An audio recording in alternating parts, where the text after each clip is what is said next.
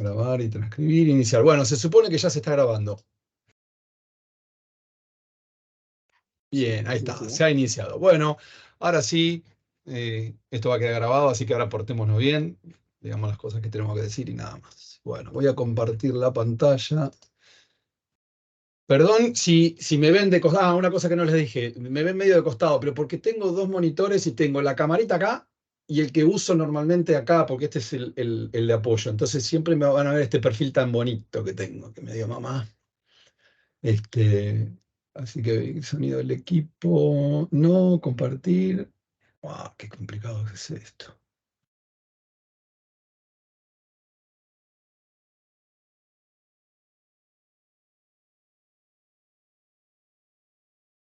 Ok, lo que quiero compartir es este. Bueno, ¿ya ven la pantalla de R? Sí, se ve. Bien. Bueno, arrancamos. El primer ejercicio lo que tiene es, le da dos pronósticos de dos regresiones. Le da los datos reales y el pronóstico 1 y el pronóstico 2. Así que lo primero que hacemos es, vamos a cargar, esperen que tengo acá en mi monitorcito de apoyo. Bien, lo que hacemos es cargamos los datos, yo ya los tengo precargados, porque si no es un horror esto. Una de las cosas que está piola de R es que pones el código y a ver, que hay alguien que llegó tarde, Valentín. Unirse, no. Perdón, chicos, creo que tengo a alguien afuera y no lo quiero dejar. No, profe, yo que entré y salí, disculpe. Ah, listo, buenísimo. Dale, gracias. Bueno, una de las cosas que tiene Piola es que nada, van cargando los datos y se van ejecutando. Como ven acá en la consola, van entrando los datos y para los que quieran, acá abajo tienen lo que se llama el entorno, en donde van viendo cada una de las variables o de los objetos que fueron creando, qué es lo que tienen cargados. Esto está bueno porque cuando empiezan a poner muchos datos se arma toda una ensalada compleja. Entonces esto siempre está bueno para venir a ver. Entonces cargamos en principio los datos, hacemos los dos, cargamos los dos pronósticos, y estimado 1 y estimado 2. Y lo que vamos a calcular primero es la raíz del error cuadrático medio, que esto ya lo saben, el RMSE y el MAE y el MAPE son tres estadísticos que lo que le van a permitir es poder determinar entre los pronósticos con cuál se pueden quedar. Nunca hay un concepto fijo y establecido, sino que nada, tienen que intentar desarrollar el por qué toman uno y por qué toman otro, porque no hay una respuesta determinística. Siempre hay algunas cosas, cuestiones que se pueden plantear en por qué eligieron uno y eligieron otro. ¿Y esto por qué hago tanto hincapié? Porque esto es importante a la hora del examen, en el sentido de que cada vez que ustedes toman una determinación de por qué eligen un modelo o por qué eligen, en este caso, un pronóstico versus el otro, sean muy prolijos en expresar el por qué lo eligieron, basado en qué y dar sus razones. ¿Por qué? Porque muchas veces, a pesar de que al corregir Nicolás o incluso al dar un poco la idea de cuál es el curso, eh, plantea que uno es mejor que el otro o toma una decisión por uno diferente al que pueden llegar a tomar a ustedes, por ahí lo importante acá es que ustedes puedan expresar las razones. Y eso los va a evaluar y lo va a evaluar de manera positiva. Entonces, sean prolijos en eso, no hagan las cosas como tiren los resultados y nada más, sino que digan, bueno, elegí este basado en tal estadístico por esta razón y lo expresan. Porque eso, créanme, vale un montón. Entonces, bueno, lo primero que hacemos es calculamos el estadístico. Yo me preparé acá, si todo sale bien. Vamos al... Acá tengo algunas anotaciones. Bien. Tres estadísticos, vamos a usar dos, vamos a calcular el RMSE y vamos a calcular el MAE para esto, que acá tienen las fórmulas. La idea es que las tengan a mano, que las tengan, que ya las vayan más o menos manejando. Entonces, ¿qué hacemos? Vamos a usar la raíz del error cuadrático medio y vamos a usar el error absoluto medio. O sea, vamos a usar estas dos. Y las vamos a hacer acá. Bien, ¿cómo las calculamos? Bueno, nada, hay que traducir al lenguaje de R, que no es ni más ni menos que si lo hicieran en un Excel. Lo calculamos y tenemos los dos valores. Bien, ahí nos dan 10 y nos dan 11. Y después tenemos que calcular lo mismo, pero para el otro estadístico, el MAE. Bien, ahí tenemos los 4 valorcitos como para avanzar y calcular. Bien, ¿cuál es la idea con esto? Tenemos que elegir alguno de los dos pronósticos, ¿verdad? Alguien que se cope y que diga, che, elegimos tal pronóstico por esta razón o por la otra. ¿Quién se prende? Así nos despertamos.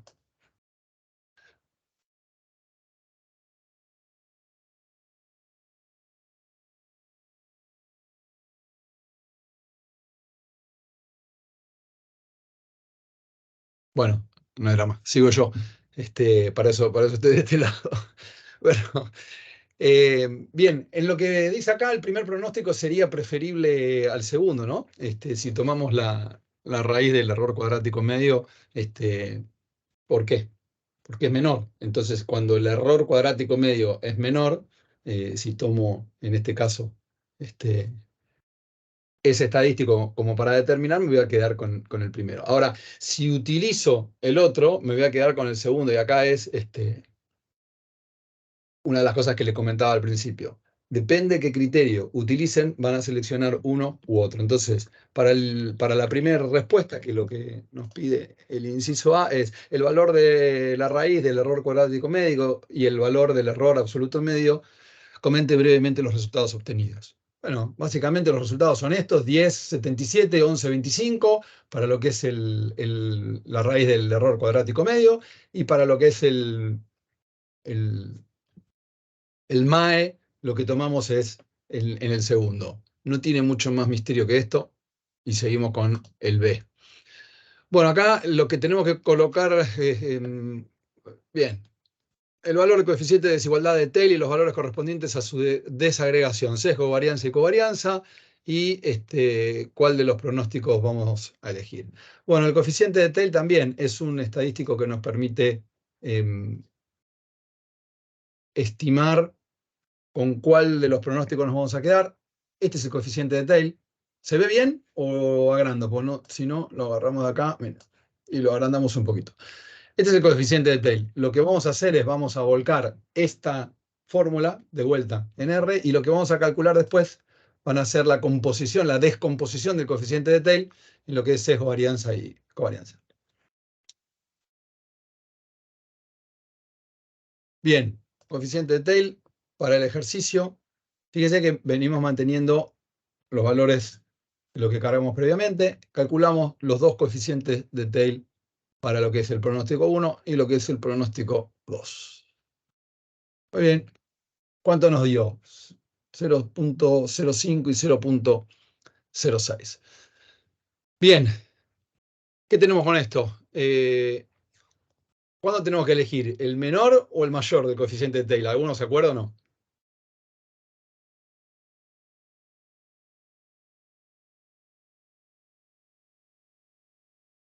Bueno, sí, ¿Mayor? dale.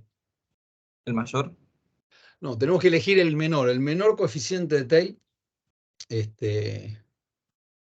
es el que te va a permitir seleccionar entre dos pronósticos. Lo que ocurre es que el coeficiente de Taylor, más allá de cuál ser el menor de ellos, lo que hay que ver es cómo está compuesto. Y ahí viene la descomposición del coeficiente de Taylor.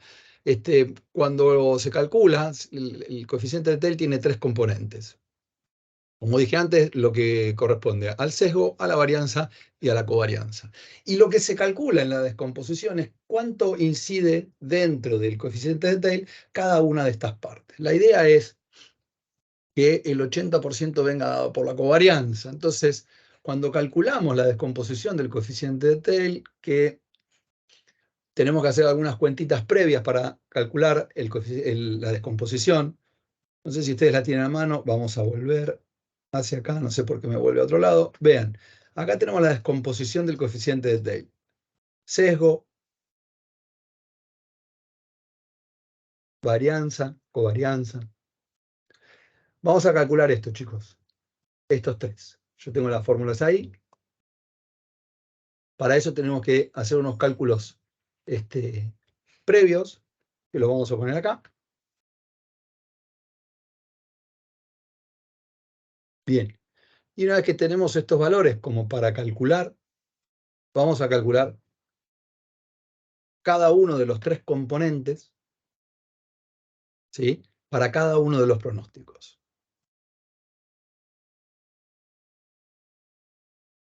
Acá y acá. Bien. Y acá los tenemos. Entonces, ¿qué tenemos ¿qué tenemos que sacar de todo esto?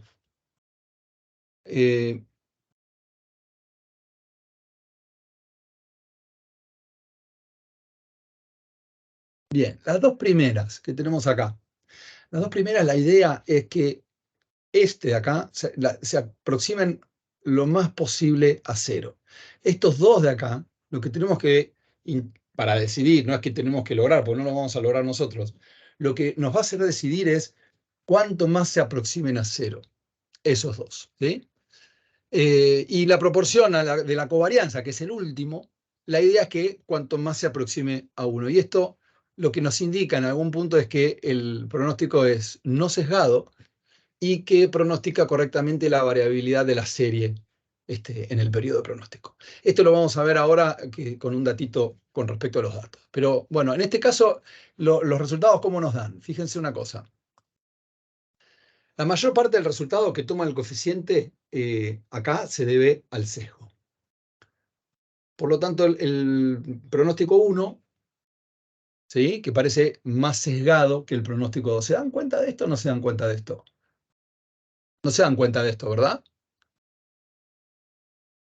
Sí, en este caso parece más adecuado el pronóstico 2 porque tiene un mayor coeficiente de covarianza, ¿no? Que tiene 70%. Exacto, exactamente. Ese coeficiente de covarianza, ¿sí? Es el que tenemos que lograr que se acerque lo máximo al 1. Entonces, ¿qué es? Es la covarianza entre los valores pronosticados y los observados y el coeficiente de sesgo y varianza que sea lo más pequeño posible. Entonces, según el coeficiente de Taylor, ¿cuál de los dos va mejor? El 2. El 2, exacto. Va mejor el 2, aunque el pronóstico 1 tiene un coeficiente de Taylor más chico, pero va mejor el 2, ¿por qué? Por la descomposición que tiene el coeficiente de Taylor, ¿sí? El primer pronóstico nos estaría indicando que el pronóstico 1 está más sesgado que el pronóstico 2.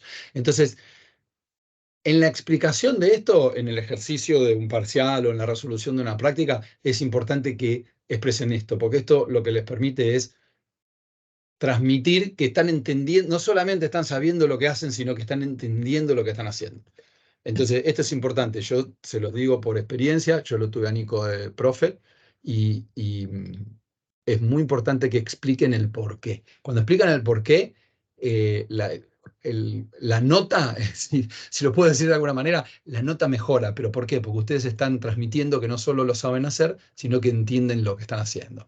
Entonces, básicamente, ejercicio 1, vimos el pronóstico y nos quedamos a partir del coeficiente con respecto a calculamos el error cuadrático, o la raíz del error cuadrático medio, calculamos el error absoluto medio, decidimos entre esos dos conceptos, y después tomamos el coeficiente de Taylor, y decidimos no por el coeficiente de Taylor en sí, que vamos a optar por el que es más pequeño, sino que hicimos la descomposición y nos terminamos quedando con el 2. ¿Por qué? Porque la proporción de la covarianza era más importante. Entonces eso nos hizo quedar con el pronóstico 2. Vamos con el ejercicio número 2. Acá lo que dice es, a partir de dos regresiones diferentes, se obtuvieron básicamente lo mismo, dos pronósticos alternativos. Juan, perdón. Y Diga. si tenés que dar una, por así decirlo, una lección integral en base a todos los coeficientes que calculaste, te quedás con el 2 porque ¿cuál pondera más? En realidad, vos lo que decís es cuál pondera más si yo digo, che, me quedé con el 2 con el tail y con los otros me quedé con el 1. Exacto, sí, ¿cuál pondera Bueno, más? mirá, no pondera ninguno más en particular. Son todas medidas complementarias que vos podés utilizar para decidir por uno o por otro, ¿sí? En tanto y en cuanto veas el por qué vos te vas para un lado, te vas para el otro y asumas los riesgos que eso implica, porque muchas veces te decidís por uno porque en realidad no sé, tail te dio bien, sin embargo, la raíz del error cuadrático medio no te daba tan bien en esa, pero te gusta más por la descomposición de la covarianza, que tiene una implicancia, quizás vos vengas haciendo, no te vas a quedar solamente con el pronóstico, sino que vas a ir un poco más allá. Entonces, decir, bueno, finalmente yo me quedo con este por tail a pesar de esto.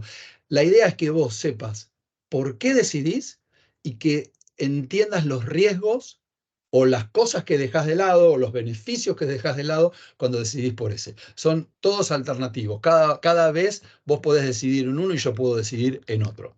Entonces, planteando las cuestiones que hacen las particularidades de la elección, las decisiones están válidas en ambos sentidos. La que podés tomar vos y la que puedo tomar yo.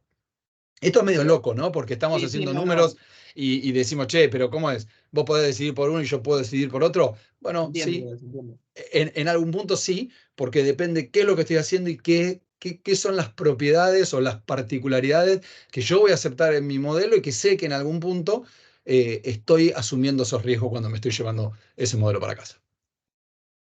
Claro, o sea, a ver, vos podés esperar que la descomposición del coeficiente de Taylor del pronóstico 1, que el sesgo de la covarianza es muy chico, casi no existe en proporción al resto, eh, sea lo que vos estás esperando y elegís ese pronóstico por eso. Exacto, exactamente. Por eso es importante eh, lo que les dije al principio y que se lo voy a decir 8 veces durante hoy. Expresen el porqué de la toma de decisiones que ustedes hacen en los ejercicios. Porque incluso con Nico evaluando o decidiendo él por otro pronóstico, va a agarrar y va a decir, ah, ok, bueno, me está fundamentando porque está entendiendo los riesgos que asume al elegir por un pronóstico o por otro y para mí está ok, porque Ok. lo que en algún punto hay que priorizar es el entender qué es lo que estoy haciendo, el saber por qué tomo las decisiones que tomo. Así que nada, eso es súper importante, no lo pierdan de vista, en serio, no lo pierdan de vista en el examen. Sí, yo te consultaba más que nada porque con el enfoque de elección tradicional, digamos, de la descomposición del coeficiente de Tail, que buscas minimizar el sesgo y la varianza, es como que el pronóstico 1 pareciera inviable con el coeficiente de covarianza tan chico, por así decirlo. Entonces pensé que la solución integral era siempre elegir el 2, en este caso. No, si vas por la solución integral, ¿qué? Tomando en cuenta los estadísticos más el coeficiente de Taylor, o sea, Claro, no, depende por qué vos le des más peso. En este caso, sí, por eso está dividido en dos el ejercicio y fíjate que lo que dice es, en función del error cuadrático medio y el valor absoluto medio, comente los resultados y después es eh, a juzgar por los resultados obtenidos. Después de calcular tail, ¿cuál de los dos pronósticos elegiría? Y uno se puede bien. volcar exactamente por lo opuesto en el inciso A y en el inciso B.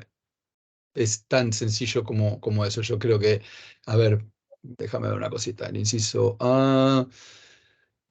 Ah,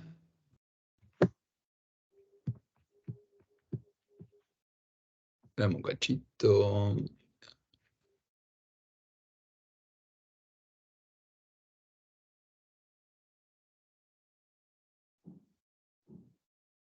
Sí, porque en el primero, en el A, nos quedamos con el primero, definitivamente. ¿Sí? Nos quedamos con el primer pronóstico.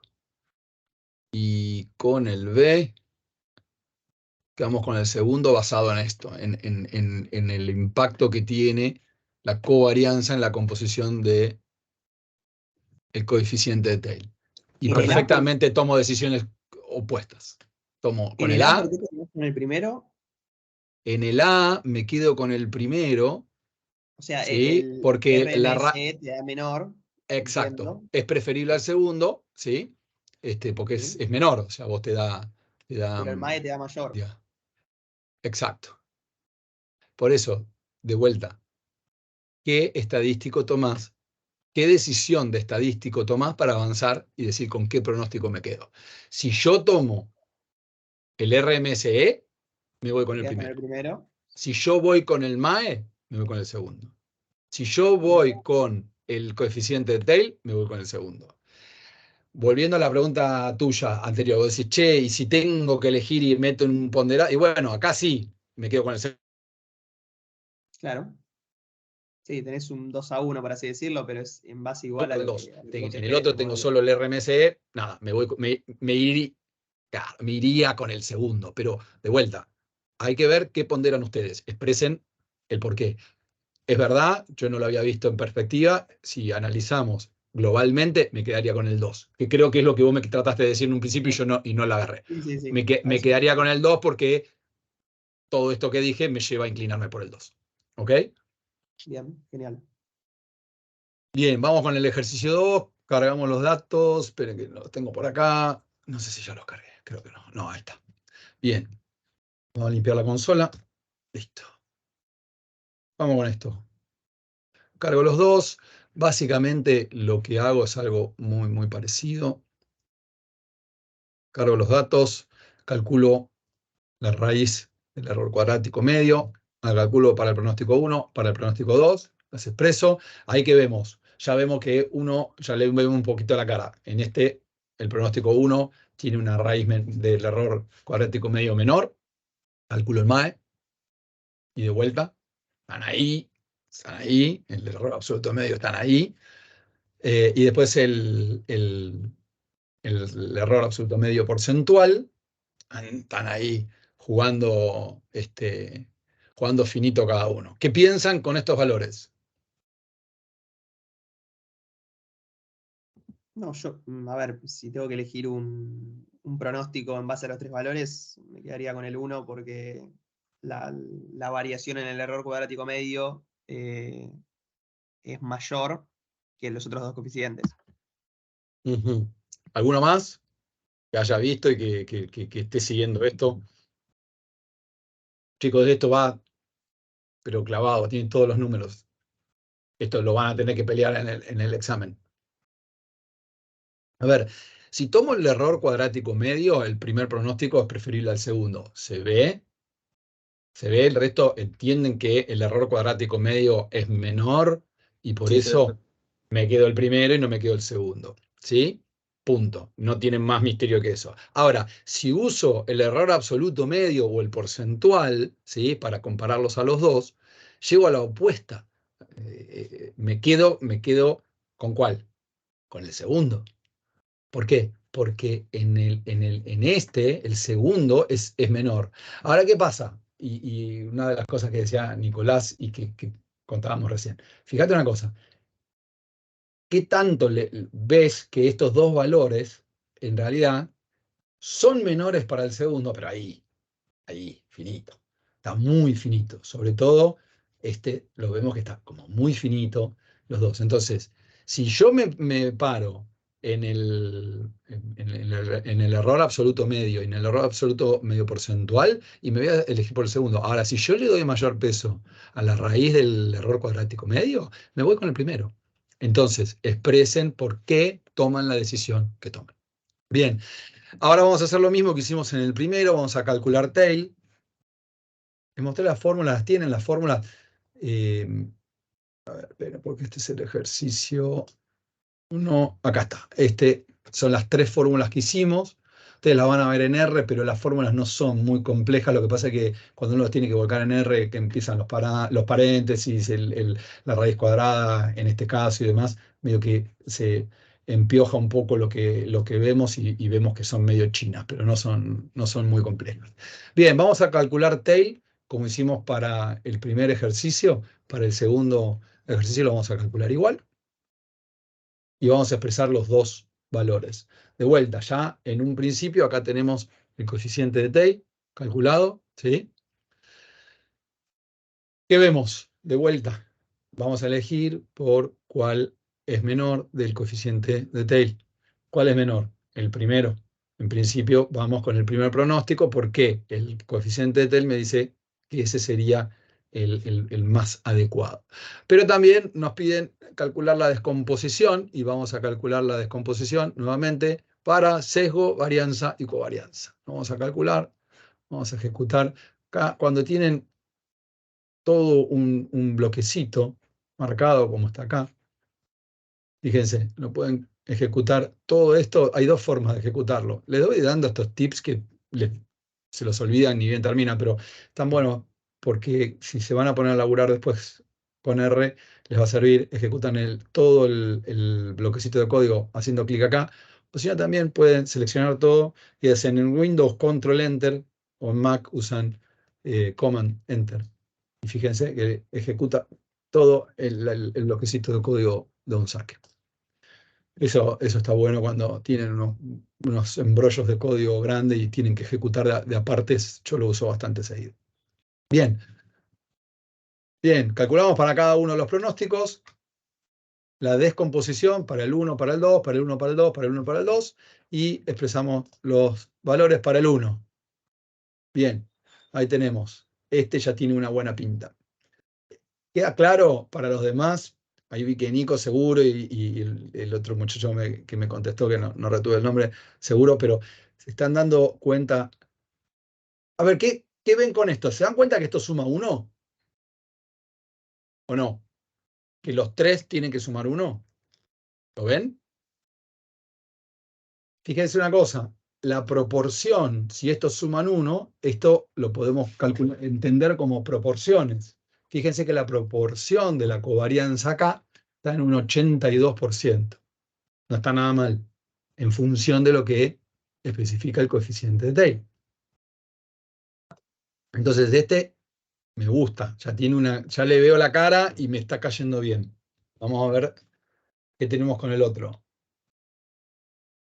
¿Qué nos da el 2? Alguien que se cope y que comente un poco el 2. ¿Con cuál se quedan? En función de la descomposición del coeficiente de Taylor. ¿Con el pronóstico 1 o se quedan con el pronóstico 2?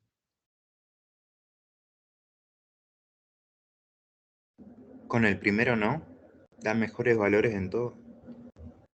El primero te da mejores valores en todo, pero principalmente lo que te da... ¿Cuánto daba el coeficiente de Taylor? El coeficiente de Taylor te da 0,31 y 0,32. En principio decís, bueno, che, así visto de afuera, vamos con el 1.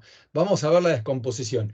Y de vuelta, en la descomposición, ahí es donde lo que dijiste vos, es este valor el que en algún punto acomoda un poquito las cosas para esta decisión, ¿sí?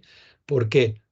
Porque yo necesito que las proporciones de sesgo y varianza, que son las dos primeras, se aproximen a 0, sean lo más chiquitas posibles, ¿sí? Lo más chica posible, o sea que esta y esta sean lo más chica posible. Y que esta sea lo más grande posible. Entonces, fíjense lo que representan. En el primer pronóstico representan 13 y 4. Y en el segundo, 20 y 23. Ya por decantación, el de la covarianza representa mucho más en este que en este. Porque recuerden que los 3 tienen que sumar 1. Bien, entonces, el pronóstico me quedo con el 1. ¿Por qué? Porque no es sesgado, ¿sí? Y pronostica correctamente la variabilidad de la serie en el periodo de pronóstico, ¿sí? Bien. Por el segundo, bla, bla. Bien, entonces, la respuesta para esto. ¿Qué pronóstico me quedo? ¿Qué pronóstico resulta mejor entre los dos, tomando en cuenta el coeficiente de Taylor? Bueno, clarísimo, en este sí que salió todo para el mismo lado. El pronóstico 1 tiene un valor de coeficiente de Taylor menor y en su descomposición es mejor pronóstico que el 2. ¿Sí? Acá sí tomo la decisión y no hay mucho más para argumentar. Sigo con el 3. Vamos con el 3. De vuelta, ejercicio de examen. Se estimó la siguiente regresión a partir de una muestra de 20 familias. Sí, a ver, este es típico de un examen. Bien.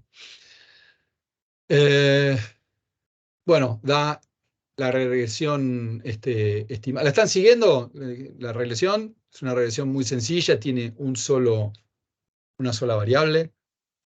¿Sí?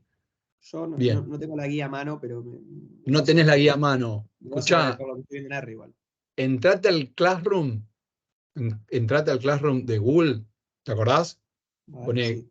classroom.google.com y si estás logueado te va a asumir directamente y te va a llevar. Y abajo de todo está volcado todo el material. Si no, mira, creo que te voy a poner el link acá, a ver si lo podés levantar. Espera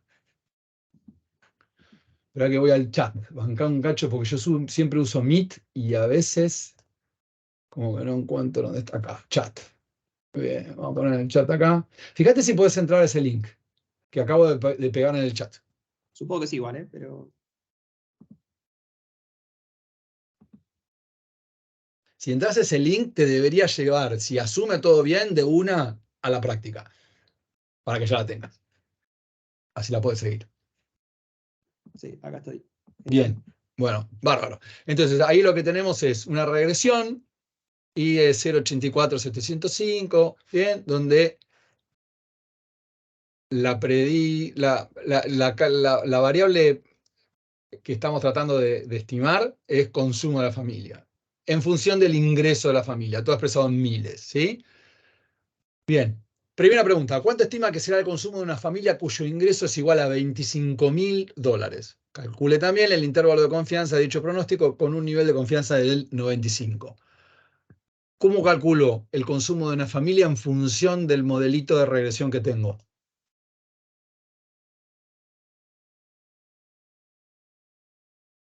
¿Quién se anima? ¿Cómo hago?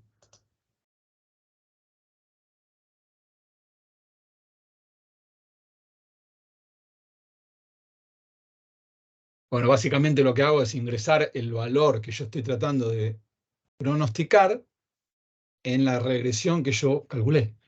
Entonces, simple. Básicamente lo que yo estoy haciendo es, estoy haciendo una regresión para estimar cómo se comportaron los datos y lo voy a utilizar para hacer un pronóstico. Entonces lo que voy a hacer es, voy a tomar el modelito que tengo y le voy a meter el valor que quiero estimar en función o pronosticar en función de ese modelito. ¿Y el modelito cuál es? Este que está acá, miren.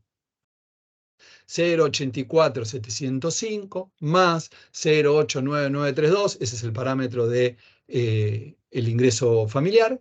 ¿Y por qué lo voy a multiplicar? Y por la variable que yo quiero pronosticar, que es 25.000. Como está todo expresado en miles, pongo 25. Y veo cuánto me da. Entonces, lo calculo y digo, bueno, ¿cuánto es? 23. Bárbaro. ¿Eso qué es? ¿Qué es 23?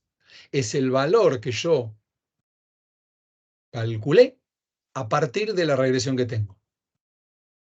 Simple, no tiene más misterio que eso. Bárbaro. Calcule también el intervalo de confianza de dicho pronóstico con un nivel de confianza del 95%. Bueno, ahí hay que calcular el intervalo de confianza. ¿Cómo se calcula? ¿Qué vamos a necesitar?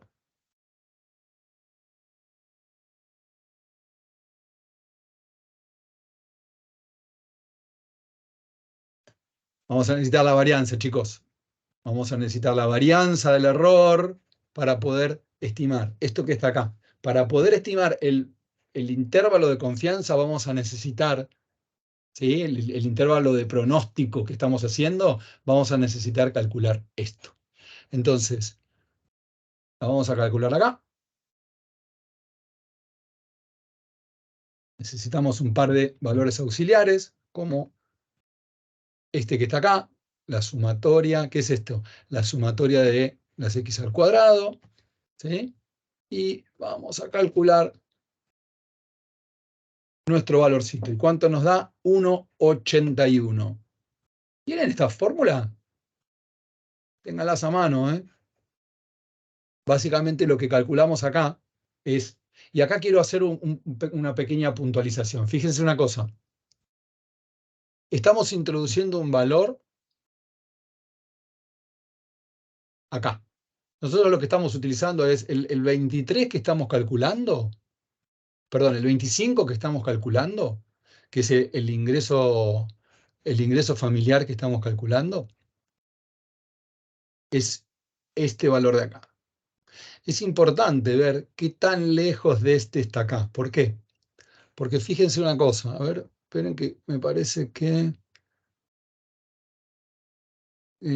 lo vamos a ver en otro ejercicio también. A ver.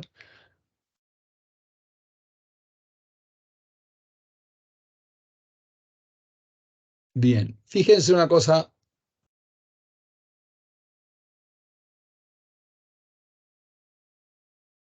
Bien. Cuanto más este valor que nosotros queremos pronosticar se acerca a la media muestral que nosotros utilizamos para calcular el modelo, fíjense que este término se haría cero. Y al hacerse este término hacerse cero, ya le vemos la cara a la varianza, ¿sí? Y ya vemos que la varianza va a ser siempre en función de que esté igual, muy cerquita a la media muestral, la varianza, vamos a ver cuánto se nos agranda la varianza. Se nos agranda en función de 1 más 1 sobre n. Creo que en otro ejercicio queda bien en evidencia. Entonces, lo que calculamos es la varianza, y vamos a calcular con la varianza el desvío, y el desvío lo vamos a utilizar para calcular el intervalo de confianza, que es el que calculamos acá. Acá. Y vamos a calcular límite inferior y límite superior. El 25.25 es la esperanza, ¿no, Juan? El 25.25... Sí, ¿Dónde estamos? acá está. Sí, es la esperanza que te da la guía, en la fórmula del intervalo. Viste que después de hacer 1 sobre n... Esta es la fórmula del... Sí, perdón, La de la sí, tenés varianza, razón. perdón. Sí, La varianza. señor. No, esa es la varianza. Claro, la fórmula de la varianza. Bien, y ahí lo que calculamos es el límite inferior, el límite superior del intervalo de confianza. ¿Cómo lo calculamos? Esto que está acá, ¿sí? ¿Están familiarizados con esto que sale de acá?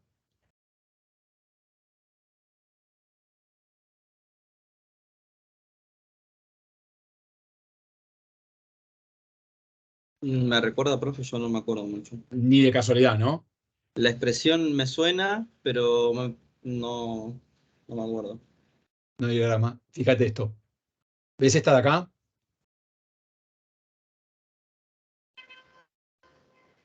Ujú. Bien. Sí, el de mí. Básicamente claro, lo que estoy haciendo es voy a calcular en función del valor pronosticado, desvío para un lado, desvío para el otro, ¿sí? Y Ujú. centrado en en el pronosticado. Entonces es el pronosticado para abajo, el pronosticado para arriba, y de ahí calculo en función de qué era SF, la varianza, ¿sí? Que en realidad en este caso es el desvío, hago menos y más, y ahí calculo el intervalo. Entonces, ¿qué digo? Que con un nivel de confianza del 95%, el valor va a estar entre 20,50 y 26,15. ¿Sí? Entonces, ¿qué estoy diciendo con esto? Recordemos que estaba calculando. Yo estaba calculando el valor pronosticado de la función esta calculada del modelito de regresión para un ingreso de $25.000. ¿Sí? ¿Qué estaba calculando? ¿Se acuerdan que estaba calculando? Sí, consumo. Exacto. Entonces, lo que digo es, para un ingreso de $25.000, según el modelo previsto o propuesto, el consumo sería lo tenía por acá, 23 y pico, salía 23,30 y algo, 23,33, y ese valor con un índice de confianza del 95% se encontrará entre 20,50, límite inferior, y 26,15, límite superior. Esa sería una respuesta bastante completa del ejercicio. Inciso B. ¿Qué dice el inciso B? Juan, Ah, consulta. A la fórmula de QT, que primero le pones el alfa dividido 2 en un caso y en otro el 1 menos alfa, sí, pero el segundo término, el 20 menos 2, ¿de dónde sale? son el 20 menos 2, ¿de dónde sale? ¿20 qué es? N, Fíjate el ejercicio, n. 20 es N, ¿Y 2 qué son? los Un límites parámetro que serían estimamos. los Exacto, parámetros. exacto. Entonces lo que estás haciendo es, fíjate una cosa, en R Ustedes pueden hacer esto, mirá. QT. Yo le pregunté, le dije, che, ¿qué es la función QT? Y me dice, la distribución T es la función QT.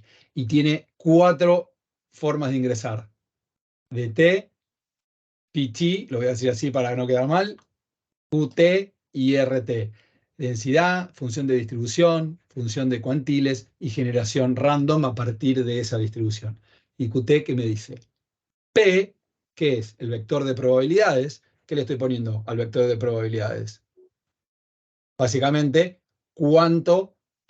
las colas, ¿qué me estoy quedando? Claro. Bien. Exacto. Entonces le pongo 2 con la izquierda, 0,2 y medio, 0,97 y medio con la derecha. De esa manera me estoy quedando con un índice de confianza del 95%, ¿sí? Y después, ¿qué le pongo? DF, Vale. que es Grado Degrees de of libertad, ¿no? Freedom, exacto, grados de libertad. ¿Y qué son los grados de libertad? En este caso, lo que dijeron ustedes, 20 menos 2. ¿Ok? Entonces, ¿esto qué me evita en R? Tener que ir a buscar la tabla, chicos. Si no, acá hacen la tabla y se fijan. Y dicen, bueno, para 2 y medio, grado de libertad, 20 menos 2, pum, le va a dar, ¿qué valor les va a dar? Este valor que está acá, miren. Si ustedes van a buscar la tabla, como para que entiendan, les va a dar ese valor. Y si van a buscar la tabla, les va a dar R este valor de acá. Punto. ¿Ok? Eso es lo que hace QT. Entonces solucionamos el tener que buscar el valor de tabla. Lo podríamos haber buscado la tabla y reemplazar este valor, multiplicar por la raíz de la varianza, que es el desvío, y hacíamos el pronóstico, que sí estimado, más valor de tabla por desvío. El pronóstico menos valor de tabla y el desvío. ¿Se entiende? Bien. Vamos a calcular error cuadrático medio y error absoluto medio a partir de los datos de las siguientes 5 familias, ¿sí? Y dice, ¿puede decir algo acerca de la capacidad de pronóstico del modelo mirando estos indicadores solamente? O sea, mirando solamente los indicadores. ¿Se puede decir algo? Error cuadrático medio y error absoluto medio. Lo vamos a calcular. Vamos a calcularlos. Inciso B. Ta, ta. Calculamos, calculamos y calculamos. Muy bien. Y calculamos este y este. Bien.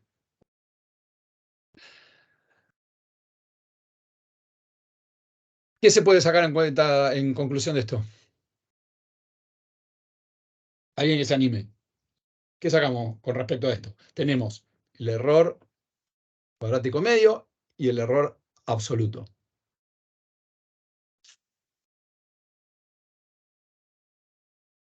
Fíjense una cosa. ¿Qué me dan? 6 y 1. ¿Me dicen algo? No, la verdad es que no me dicen nada. O sea, sí, me dan 2 valores, pero en función de solamente 2 estadísticos no puedo sacar conclusiones, ¿sí? O sea, por sí solo no puedo decir nada con respecto a la capacidad de pronóstico que tiene. Así de sencillo. A veces no podemos sacar una conclusión y tenemos que, nada, o buscar más datos o buscarle la vuelta por otro lado. En este caso, no podemos afirmar nada.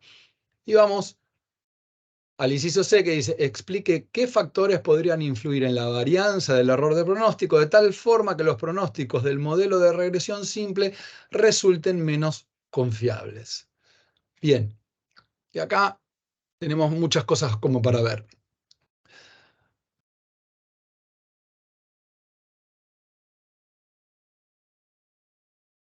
Esta es la fórmula de la varianza del error, ¿verdad? ¿Qué podemos sacar de conclusiones? Viendo esto, ¿qué es lo que pueden ver ustedes que puede influir, o mejor dicho, qué componentes influyen en la varianza? Está claro que a mayor varianza,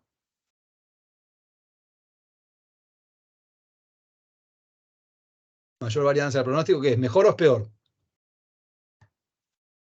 Es peor. y a mayor varianza de los datos muestrales, es mejor para el cálculo. Ojo con eso. Bien. Primero, mayor varianza del error en el periodo muestral, mayor varianza del error de pronóstico. ¿Sí?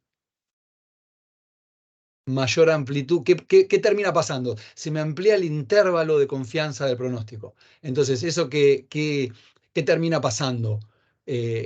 Se me hace muy grande el intervalo y como que en algún punto, sí, está bien, doy un valor pronosticado y doy un intervalo de confianza, pero se agranda tanto debido a la varianza que ya pierde un poco de utilidad. Si ustedes hacen un pronóstico y el pronóstico incluye que una persona puede medir entre 1,50 y 2,15 m, y la verdad que no me serviría mucho ese pronóstico versus un pronóstico que me dice que la altura de la próxima persona que ingrese al aula está entre 1,75 y 1,85. Es mucho mejor el segundo. ¿Por qué? Porque tiene un intervalo de confianza más acotado y me permite tomar mejores decisiones. ¿Bien?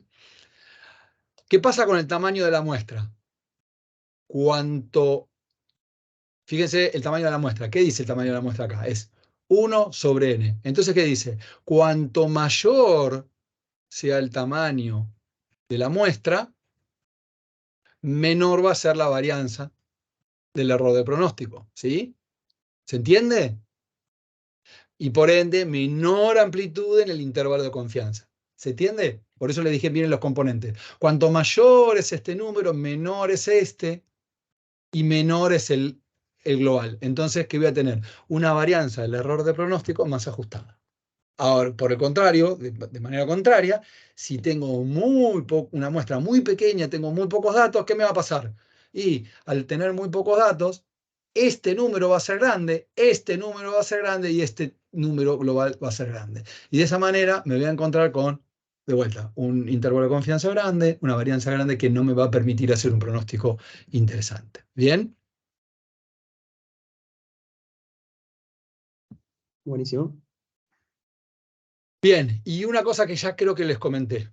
Acá tenemos un tema. Cuando vamos a pronosticar con el modelo, nosotros calculamos en función de una media muestral que es esta, y vamos a calcular en función de el nuevo valor que quiero pronosticar. Bien. Cuanto más alejado esté este valor de este, ¿qué va a pasar? De vuelta, se me va a inflar este término. Se me va a inflar este término y se me va a inflar la varianza. Entonces, ¿qué quiero decir con esto? Cuando tienen una regresión calculada en función de una media que tiene una varianza y bla, bla, bla, y quieren pronosticar, tengan en cuenta que el valor que quieren pronosticar no esté muy alejado de esa media, porque si el valor está muy alejado de esa media, se les va a empiojar por el lado de la varianza. Y al empiojarse por el lado de la varianza, se le va a empiojar el intervalo de confianza. Y le va a dar un pronóstico que es, de vuelta, entre 1,50 y 2,5 m va a medir la próxima persona que pase por delante nuestro. No va a ser muy útil. Entonces, siempre está bueno tratar de pronosticar valores cercanos a la media. ¿Para qué? Para que este término se haga lo más chico posible. Idealmente, si es igual a la media, este término se va a hacer 0 y solamente me va a quedar para inflar la varianza esto de acá. ¿Está? ¿Sí? Esos son los componentes de la varianza del error de pronóstico y muy probablemente tengan alguna pregunta del parcial que les diga y les haga mostrar que entienden cómo está compuesta. ¿Ok? Vamos al ejercicio 4, lo vamos a pasar rapidito el ejercicio 4.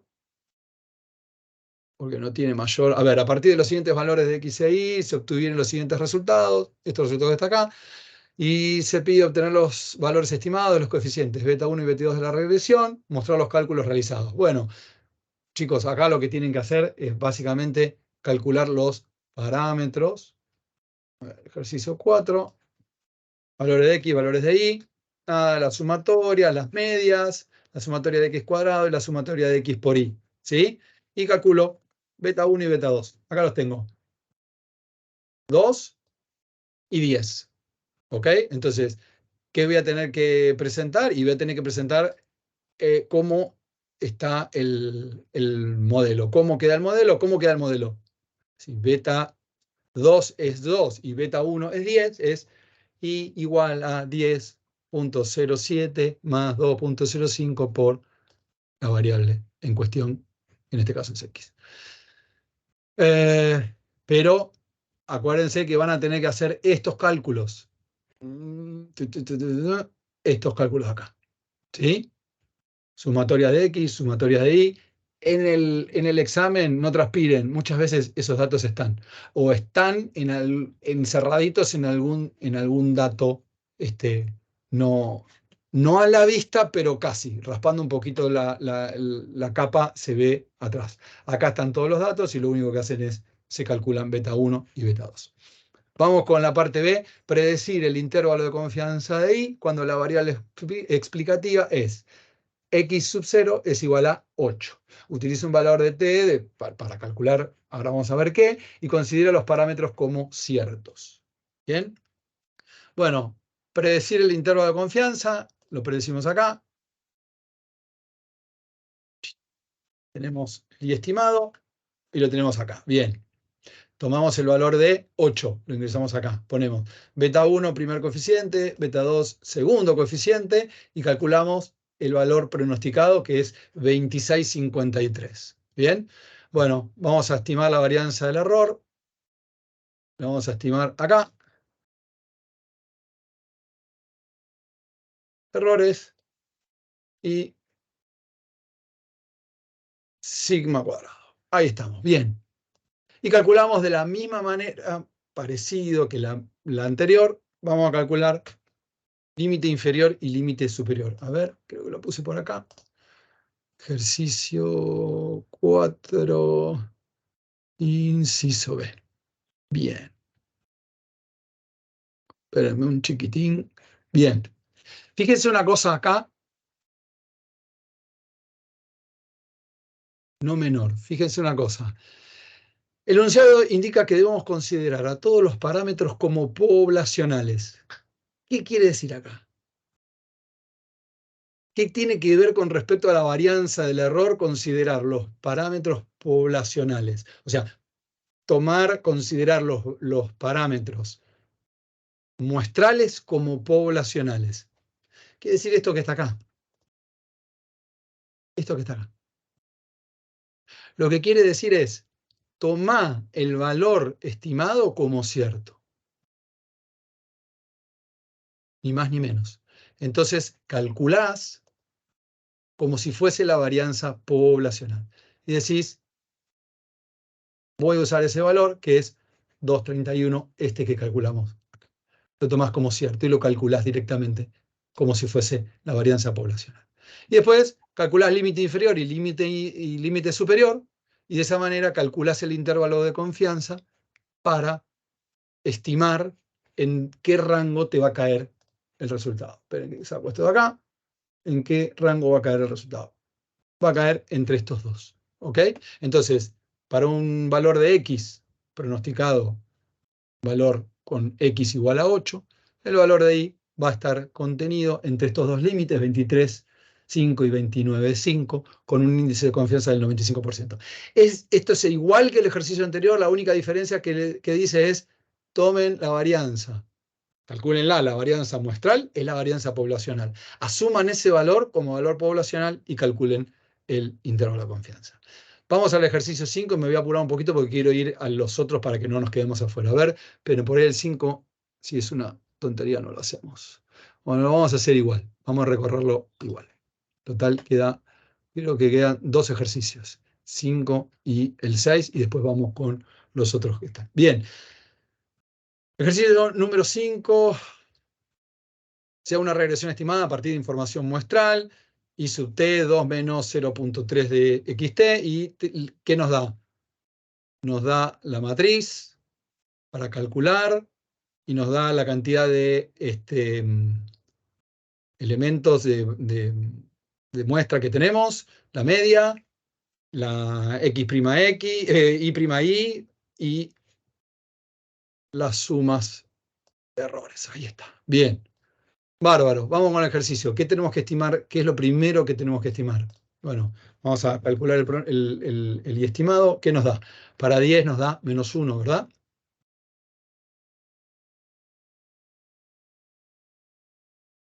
Tenemos que calcular la varianza del error. Bien, la varianza del error la tenemos como el cociente entre SS y el tamaño de muestra. Acá lo tenemos por acá por acá lo hicimos. Ahí está. Bien, varianza del error, 12,5. Bien, entonces con la varianza del error, ¿cuál es la varianza del error? Volvemos a la misma. Esperen que es el ejercicio 5, esta de acá, ¿sí? La varianza del error la calculamos. En el caso puntual tenemos a xt más 1 es igual a 10, que es igual a la media. Miren, este es el caso que les comentaba. Estamos calculando un valor de pronóstico que es igual a la media. Por ende, este desaparece. Este se hace 0 y nos va a quedar que la varianza que vamos a calcular, ¿qué va a ser? Va a ser inflada en 1 sobre 1 más t. Entonces, ¿qué nos va a calcular? ¿Qué nos va a quedar? Nos va a quedar este valor de por acá. Esperen un chiquitín. Este acá. ¿Ven? 1 sobre 10. Listo, 13,75 y de ahí calculamos el intervalo de confianza de la misma manera, los dos, y tenemos menos 9 y 7,5. Bien, entonces estimamos que para un valor de x que es igual a 10, el valor de y con un índice con un nivel de confianza del 95% va a estar entre menos 9,5 y 7,55. ¿Sí? Ese es el ejercicio 5, inciso, ¿qué era? Inciso nada. ¿Bien? No nos dice, acá lo único que hicimos fue vomitar números, chicos, no tiene ninguna interpretación, era un modelo y no nos decía ni qué era. ¿Por qué digo esto? Porque muchas veces, si estamos hablando de variables económicas, quizás encontrarnos con un intervalo de confianza de menos 9,5 no tiene mucho sentido. Pierde sentido económico el resultado de un modelo o el resultado de un pronóstico. En este caso no, nos tiraron el modelo y lo hicimos. Vamos con el 6 y el último de esta práctica. Bien, dados los siguientes datos muestrales, t igual a 10, el modelo es 2445 más 0,50 xt, la suma de x 1700. Bien, predecir el valor, ahí están los valores, calculo que están siguiendo. Predecir el valor de y cuando la variable explicativa es 100 y proporcionar un intervalo de confianza. Chicos, es exactamente igual que el ejercicio anterior en cuanto a su concepción. Acá lo tienen, calculamos el valor pronosticado, que nos da 75,36. Calculamos varianzas con desvíos, intervalos, pic, pic, listo, de vuelta. ¿Cuál es la respuesta para este ejercicio?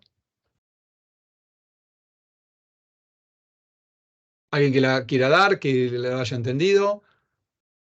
Nada, para una x igual a 100, el valor de y estimado, que cuánto fue, este de acá, el valor de 75, con un nivel de confianza del 95%, va a estar entre 58,63 y 92,09. ¿Sí? Bueno, hacemos una pausa de 5 minutos para mate, café y bueno, y yo voy a aprovechar para hacer una escapada al baño y seguimos. Dale, genial. Bien.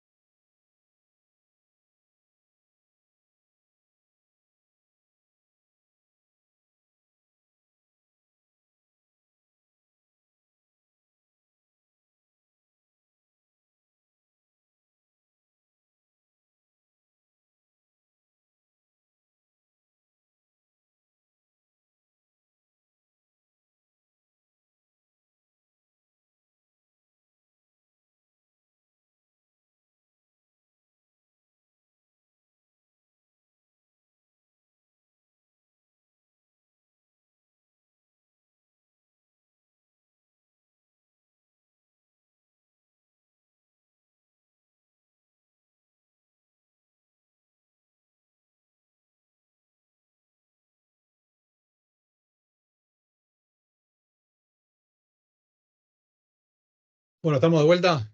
Vamos con la práctica 8. Esperen que agarro la práctica 8.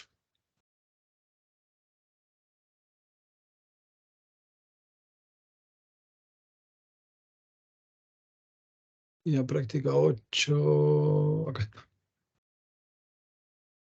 ¿Me escuchan bien? Sí. ¿Arrancamos? Sí. Bien. Chicos, la práctica 8 es lo que tiene más cara de examen. Espero que ya calculo que Nico, Tommy, los chicos ya se lo deben haber dicho. Esto tiene toda la cara de examen. Así que préstenle mucha atención, traten de sacarlo, traten de entenderlo, porque entendiendo estas prácticas, estos ejercicios, les va a dar mucha mano, mucho acostumbramiento a lo que tienen, a lo que se van a encontrar cuando les den el examen el otro lunes, el lunes 8. Están cerca del examen, pregunten, sáquense las dudas, hablen con Nico, pregunten las dudas que tengan como para poder hacerlo. Nico y Tommy, que son los que corrigen, son gente que siempre van a valorar el criterio que ustedes estén utilizando para tomar la decisión en cada uno de los ejercicios. Por esto no me voy a cansar de decirles que siempre que tomen una decisión, exprésenlo, coméntenlo, dejen asentado por qué toman esa decisión, si toman las pruebas de hipótesis que hacen, Nico valora mucho y me parece bien, además suscribo lo que valora, que expliquen cómo funciona la prueba, cuál es la hipótesis nula y la hipótesis alternativa, que entiendan bien por qué toman una decisión versus la otra. O sea, estas son cosas que Nicolás valúa mucho, me parece bien, porque le hace ver que ustedes no solamente saben hacerlo, sino que entienden lo que están haciendo. Entonces, cuando hagan las pruebas de hipótesis o tomen una determinación, digan, bueno, la prueba de hipótesis se comporta de tal manera, la hipótesis nula es tal, la hipótesis alternativa es tal, y y el criterio de decisión de la prueba es este. Como el estadístico me dio tanto, yo tomo esta determinación que me determina tal o cual cosa. Metan un grafiquito, metan el grafiquito de no sé, a 2 colas, si es a 2 colas, para explicar dónde está la zona de rechazo. ¿Por qué? Porque esto indica, transmite que ustedes entienden lo que hacen. Vamos con el ejercicio 8. Obviamente vamos a arrancar por el primero. 1, 2, 3, 4. Bueno, 2 seguro vamos a hacer. Bien. ¿Qué es esta de acá? Bien. Se desea explicar la forma en que se comporta la recaudación impositiva en relación al consumo. ¿Sí? Para ello se tomaron datos anuales del 93 hasta el 2010 y se estimaron las siguientes regresiones. ¿Sí? Los desvíos estándares se ponen abajo. ¿Cuántos valores? ¿Qué tamaño tiene la muestra? ¿Quién me dice qué tamaño tiene la muestra? Primer dato que yo siempre pongo a un costadito. ¿Qué tamaño tiene la muestra? ¿Cómo lo calculan? ¿Están acá? Sí, es 2010 menos 1993 más 1, ¿verdad? 2010 menos 1993 más 1. 18 ejercicios. Bien. Teniendo en cuenta los resultados presentados, que ahí nos da los resultados, recaudación en función del consumo. Bien. Se concluyó que se trata de un buen modelo. ¿Está de acuerdo con esta conclusión? Justifique. Lo peor que te pueden decir es, tomé esta determinación. ¿Estás de acuerdo? Sí, bueno, justifícamelo. Bueno, ¿qué podemos hacer acá? Tenemos un modelo con una sola variable explicativa y un intercepto, ¿verdad? Entonces lo que podemos hacer acá es calcular, hacer una prueba, que es la prueba de significatividad individual de la variable. ¿Qué nos va a decir la prueba de significatividad individual del parámetro? ¿Alguien se acuerda? ¿Qué es lo que qué me dice? ¿Qué es lo que me calcula eso?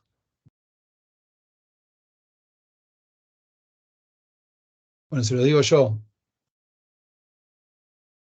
Si el parámetro en realidad es estadísticamente significativo para el modelo que armé.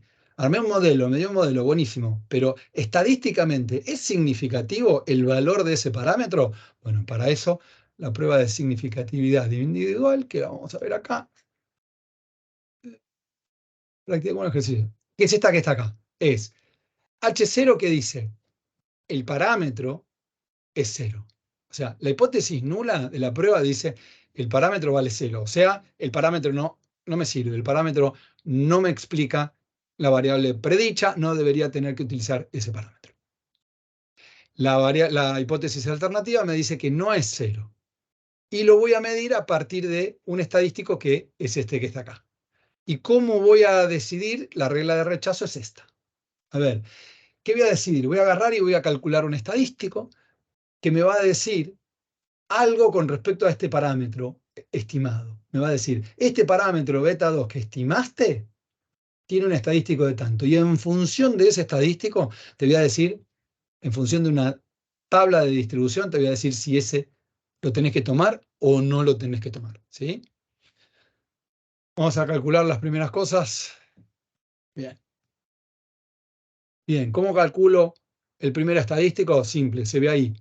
El valor del parámetro sobre, ¿qué? El desvío. Bien. ¿Cuánto me da? ¿Está por acá? 13 y pico. Y después calculo el p-value. ¿Alguien sabe qué es el p-value? ¿O lo asumen y va? ¿Se acuerdan de las pruebas de hipótesis? ¿Quién sabe qué es el p-value?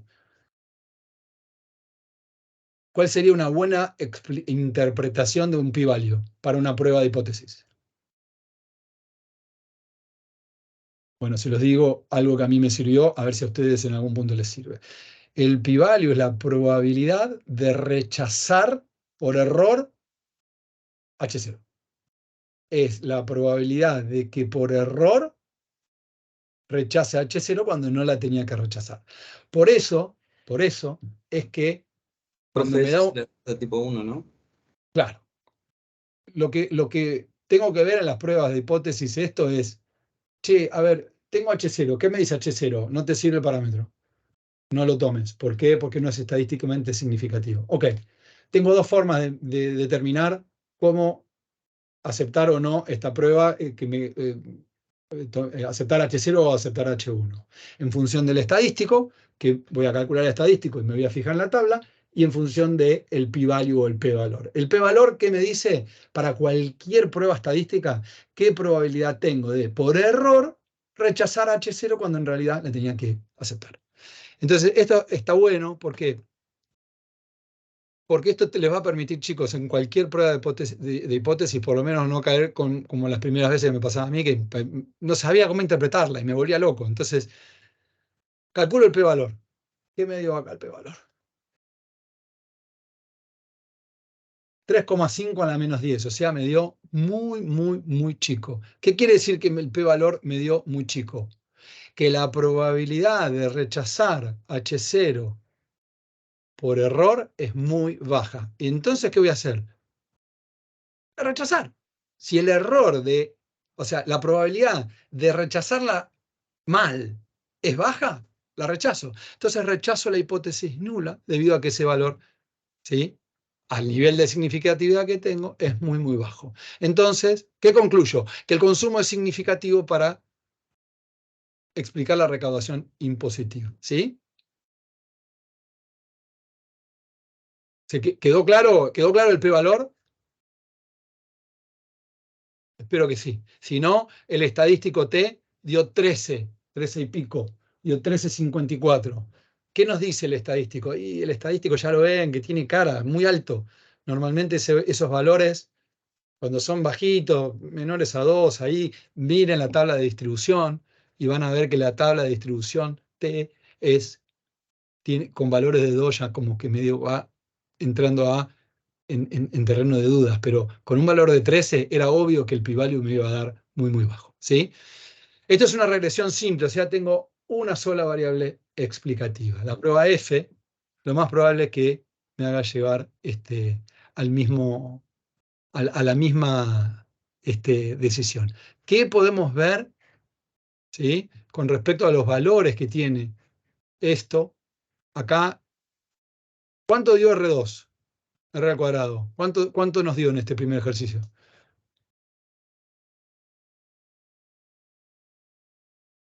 0,92. ¿Es alto o es bajo? ¿Qué poder explicativo tiene el modelo? ¿Es alto o es bajo? Es alto, ¿verdad? ¿Dónde está el R cuadrado? Está en el enunciado. ¿Quién es, Nico? Ok. Sí, está en el Ok. enunciado. Fíjate que ahí a la derecha dice R al cuadrado 0,92. Sí, no, es alto, es alto. Es muy alto. Bueno, chicos, cuando tienen en este tipo de modelos un valor de R cuadrado alto, sospechen. Yo le estoy hablando a la cámara y tengo la cámara apagada. Sospechen. ¿Por qué? Porque es raro que dé tan alto, ¿sí? Y rápidamente ahí después nos vamos a dar cuenta que esto es algún temito, me está dando alguna idea al respecto. Bueno, muy bien. Vamos con el cumplimiento de supuestos. Vamos a ver si hay homocedasticidad y ausencia de correlación serial. ¿Qué prueba vamos a hacer para testear homocedasticidad y ausencia de correlación serial?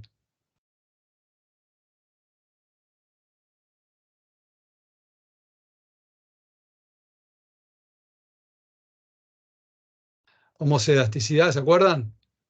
Los que vieron Sí, Breaking Bad. puedes usar el test de White, ¿no? Claro, Breaking Bad, el té de White. Sí. Bueno, Seguir. bien. Ejercicio. Bien. H0 para test de White. ¿Qué quiere decir? Que hay homocedasticidad, ¿sí? H1, que hay heterocedasticidad. ¿Cómo lo voy a calcular? Este es el estadístico que voy a calcular. El estadístico que voy a calcular, ¿qué es? El tamaño de la muestra multiplicado el R cuadrado de la regresión auxiliar. El R cuadrado de la regresión auxiliar. ¿Ok?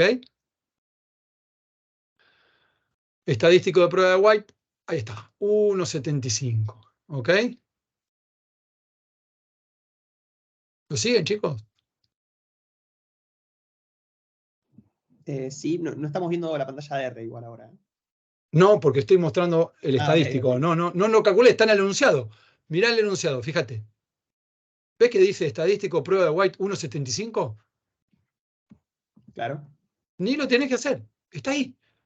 En este caso, ¿y cuál es el valor crítico? Fíjense, esto, chicos, es importante. Fíjense. La regla de rechazo, ¿cuál es? Bien, lo tienen ahí. 1,75 y el valor crítico, ¿cuánto es? 5,99. Se los puso acá, en el enunciado. ¿Ven? Entonces, ¿cuál es la regla de rechazo? Esta que está acá. Entonces, ¿qué pueden concluir? Muy simple. Que es menor el estadístico que el valor crítico. Y si es menor el estadístico que el valor crítico, ¿qué hago con la hipótesis nula? ¿La La rechazo o no la rechazo? Exactamente. No rechazo la hipótesis nula. ¿Y qué quiere decir que no rechazo la hipótesis nula? No, que no Que tengo evidencia empírica de existencia de heterocedasticidad. eso que acabas de decir, la forma en la que lo acabas de decir, ténganlo en cuenta. Esto Nico se lo debe haber dicho 20 veces. Es, no encontré evidencia para rechazar H0. Esa es la forma de contestar. No encontré evidencia de heterocedasticidad. Por ende, no encontré evidencia para rechazar H0. Y sigo. ¿Ok? Bien, vamos con correlación serial. ¿Qué vamos a usar para correlación serial? Breuch y Pagam. Sí, pero en este caso vamos a usar Durbin-Watson. Ok.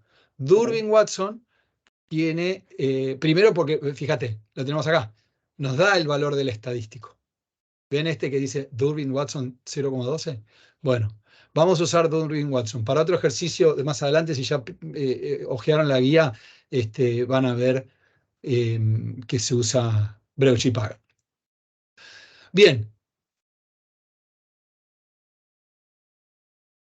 vamos a ver correlación serial con, ¿dónde lo tengo? ¿Dónde lo tengo? Creo que lo tengo en la próxima. Acá está, correlación serial. Este es el estadístico, H0, H1, estadístico. Calculo el estadístico, en este caso no hace falta, lo tienen calculado ahí. ¿Cuánto da? 0,12. ¿Qué me dice la regla de rechazo de esto? La regla de rechazo es medio compleja. ¿Por qué? Porque tiene un par de valores en donde cae, en donde es como que tengo indeterminaciones. Yo les puse acá, esto de acá, chicos, es la tabla 12.6 de Gujarati. ¿Sí? Gujarati creo que está, lo encuentran rápidamente en PDF y demás. Y acá tienen las zonas de rechazo en donde cae y donde no. En este caso, quizás también es fácil determinarla con estas de acá. ¿Ok? ¿Por qué? Porque en función de lo que dice, de lo que me da el estadístico, que en este caso que me da 0,12, el valor crítico inferior es 1.158, con lo cual, ¿qué quiere decir? 1.158 voy a rechazar la hipótesis nula y voy a concluir que hay evidencia de correlación serial positiva de orden 1. Acuérdense que Durbin-Watson es un test que me permite determinar si hay correlación serial de orden 1 y el Breusch y Pagan es el que es un poquito más completo, que lo vamos a ver en otro ejercicio. Entonces, en este caso, ¿qué tenemos? Tenemos que el estadístico, al darme 0,12,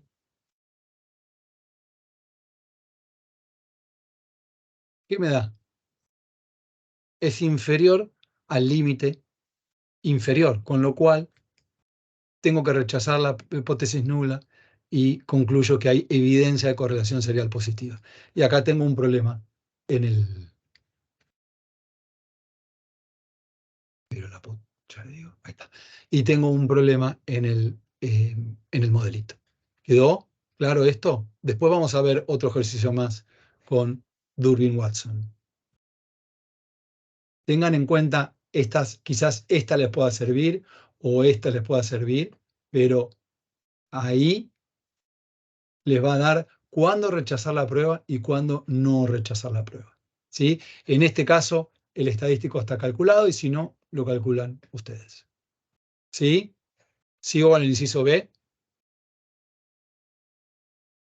Verifique si la función de recaudación tuvo un cambio estructural a raíz de la crisis de diciembre del 2001. Es decir, si los parámetros cambiaron entre el periodo previo a la crisis y el posterior. ¿Sí? Entonces, ¿qué es lo que tengo acá?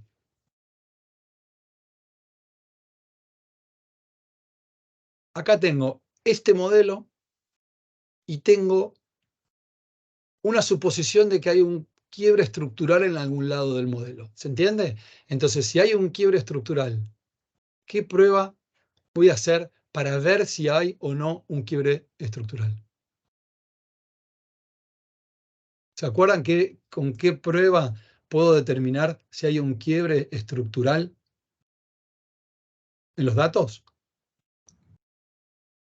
¿Chau? Sí, señor, efectivamente.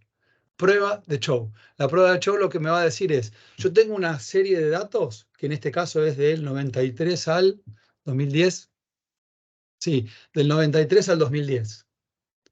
Y cuando miro la serie, acá me lo supone, pero cuando miro la serie, me doy cuenta que hay algo que hay un cambio estructural. Cuando van a ver que cuando vayan a ver series de tiempo y demás, como que este concepto va a estar en algún punto como más entendido, pero van a ver que hay un cambio estructural. La serie se comporta de una manera, en algún lado se comporta de otra, ¿sí?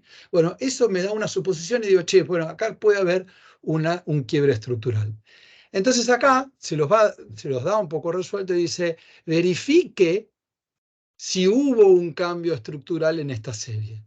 Y les dice, supongo que el cambio estructural está en el 2001. Entonces, supongo que la serie tiene un comportamiento del 93 al 2001 y tiene otro comportamiento del 2001 al 2010. Entonces, ¿qué hago? Prueba de Chow. Y cuando hago la prueba de Chow, me va a decir, ¿sí?, si hubo o no un cambio estructural.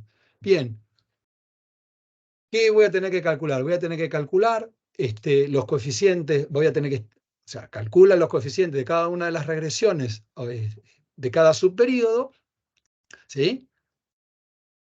Y voy a probar, ¿qué voy a probar? Voy a calcular el estadístico de Chow, que es este que está acá. Este de acá es el estadístico de Chow. ¿Qué me dice la prueba? Importante.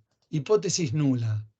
Lo que me dice es, no hay diferencia entre estos parámetros que calculás en las dos regresiones que van a componer todo el periodo 93-2010, no hay diferencia entre estos y el parámetro de la serie original. Por lo tanto, H0 no habría cambio estructural. Calculo este estadístico. Bueno, ¿cómo lo calculo? Bien, ahí, ¿qué es el único dato que no tengo? Este. ¿Cuál es el modelo no restringido?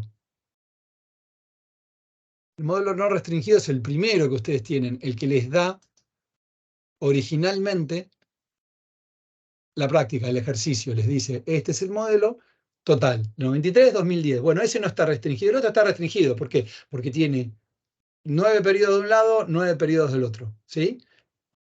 Entonces, ¿qué necesito para la prueba de Chow? Necesito modelo restringido, modelo no restringido, la cantidad de parámetros y la cantidad de restricciones de cada uno de los modelos que va a estar determinado por esto.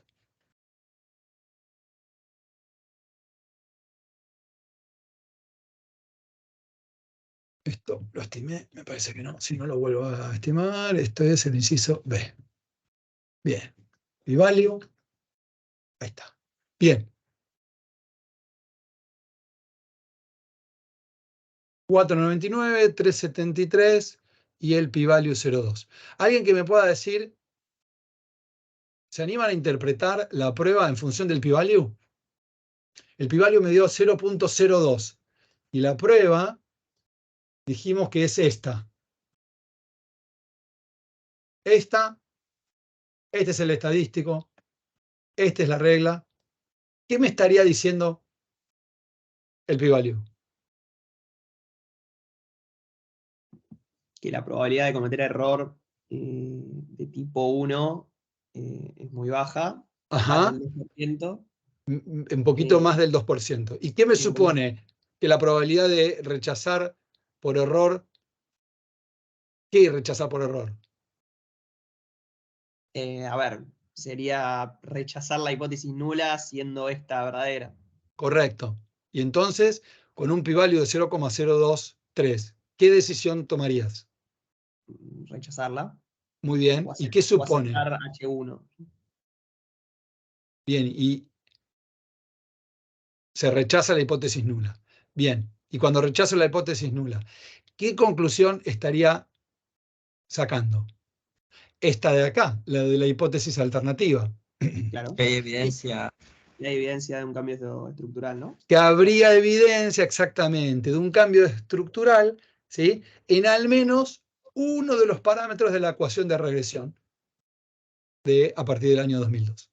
Básicamente lo que me dice es eso, es, che, voy a rechazar la hipótesis nula de que, nada, los parámetros de las regresiones son iguales al parámetro de la regresión no restringida. Bueno, esa hipótesis nula la voy a rechazar. ¿Por qué? Porque la probabilidad de rechazar la hipótesis nula es bajísima. Más allá de que, si ustedes se fijan, calculamos el estadístico.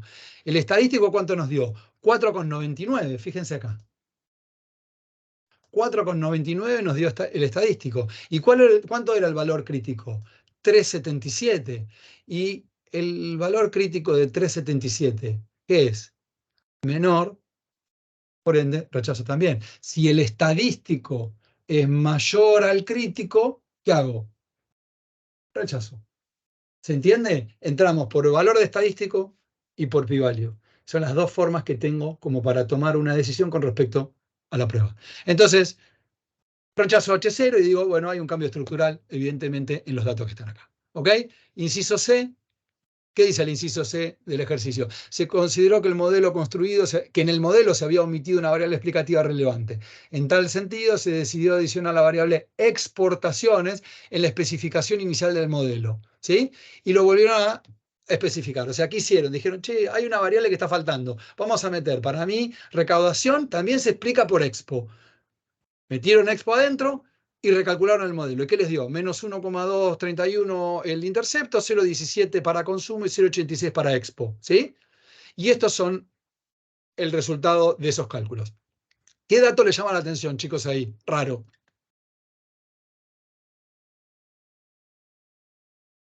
De los datos del modelo que están ahí, que están en el inciso C, ¿qué dato de esos es medio raro?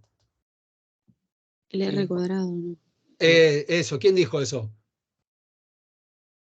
Magdalena. Buen día, ¿cómo le va? Hola, buen día. Bien. ¿Nos despertamos 9:45? Sí, bien, pero estabas re despierta. Exacto, es muy alto, es muy alto. Entonces, bien, vamos a hacer, nada, esto como sospecha, ¿no? Pero vamos a hacer.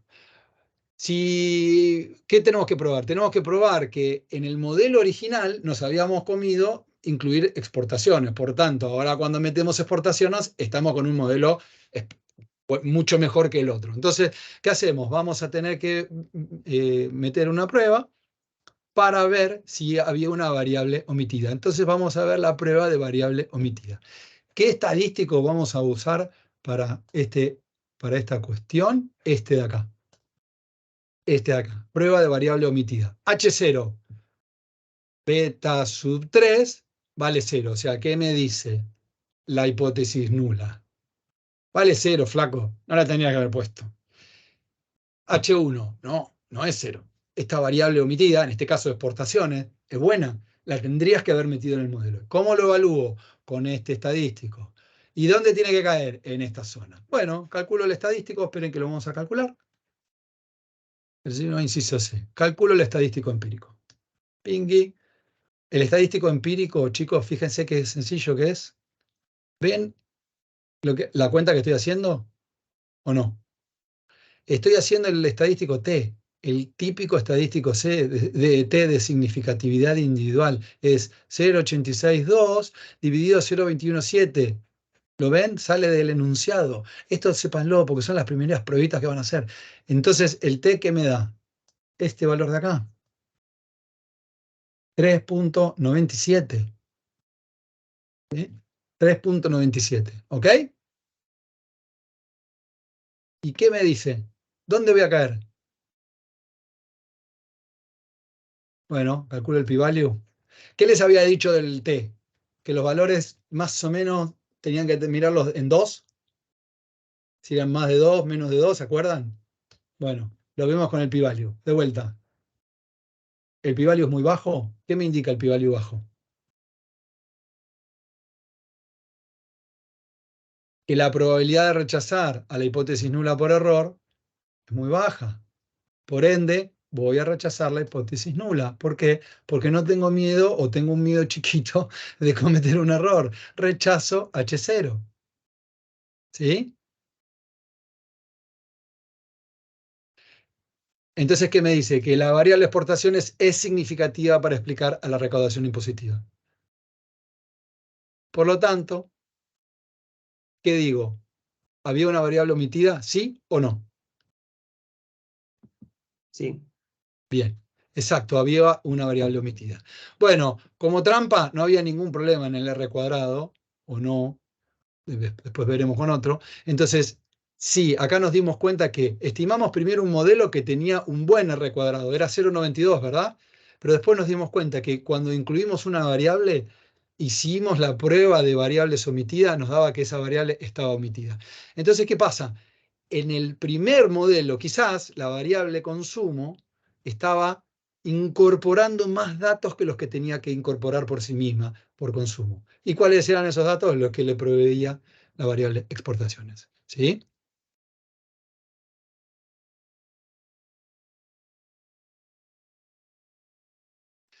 Cuando ustedes omiten variables, lo que les puede ocurrir es que encuentren correlación serial. ¿Por qué encuentran correlación serial? Porque se comieron una variable. Cuando se comieron una variable puede ser que les aparezca la correlación serial o al revés, les aparezca correlación serial porque se comieron una variable. Y fíjense que en el primer inciso se incumplía el supuesto de correlación serial. ¿Se acuerdan? Había evidencia de correlación serial positiva de orden 1, hicimos During-Watson. Entonces, ahí se dieron cuenta que algo podía pasar. Había correlación serial positiva. Muy bien. ¿Qué puede llegar a pasar? Me comí una variable. Incluyo exportaciones. Recalculo y me da que había una variable omitida. Lo más probable es que si hagan la prueba de correlación serial, ya no encuentren correlación serial en ese. Bien, vamos a hacer el último que incluya Breuch y Pagan. ¿Cuál es, chicos? El 3, ¿no?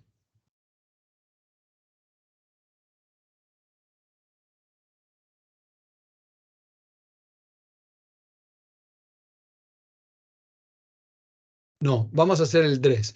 Se estima el siguiente modelo de demanda de carne de vaca. Y lo ven acá, fíjense. ¿Sí? Donde I sub T es consumo de carne de vaca per cápita, precio de kilo X2 es ingreso disponible, X3 es el precio del kilo de carne, precio del kilo de carne de vaca, de cerdo y de pollo. ¿Bien? ¿Cuál es la interpretación de cada coeficiente de la regresión? Alguien que me dé la interpretación de los coeficientes de la regresión.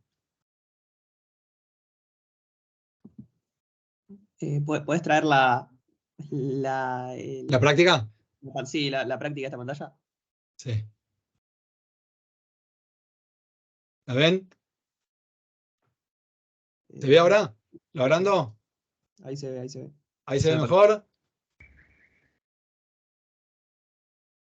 Bien. Mm, Acá. Bien. sí. Fíjense, tienen consumo de carne de vaca per cápita. ¿Esto qué es?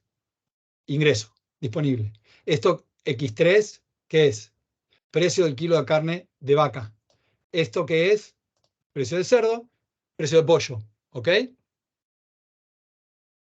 Sí. Bueno, esto es un modelo log-log, ¿sí? Los betas Por son lo, elasticidades. exacto, exacto. Elasticidades parciales constantes. Exactamente. Entonces, ¿qué quiere decir? Vamos a Eh, este, 0,35. ¿Qué me dice? Que un incremento de 1% en el ingreso disponible eleva la cantidad de qué? De esto, de consumo de vaca. de carne de vaca, exactamente. ¿En cuánto? En 1%. No, No, en en uno, 0,35 digo, perdón. exacto. En uno, cuando aumento el 1%, me X. impacta en el 0, exacto. 0,35 de X2. ¿Qué quiere decir? Que es el 0,35 de I. O sea, el 1% de aumento en el, 25%, ¿no? en el ingreso disponible me va a aumentar el 0,35% en el Ok. consumo de carne de vaca. En X3, ¿qué es? El precio de kilo de carne de vaca. ¿Qué me dice? Que un cambio del 1% en el precio del kilo de la carne me va a decrementar, porque tiene negativo, 0,5%. ¿Sí? De consumo de carne de vaca per cápita. Y acá las cruzadas, fíjense, cerdo y pollo son positivas con respecto a carne de vaca. ¿Ok?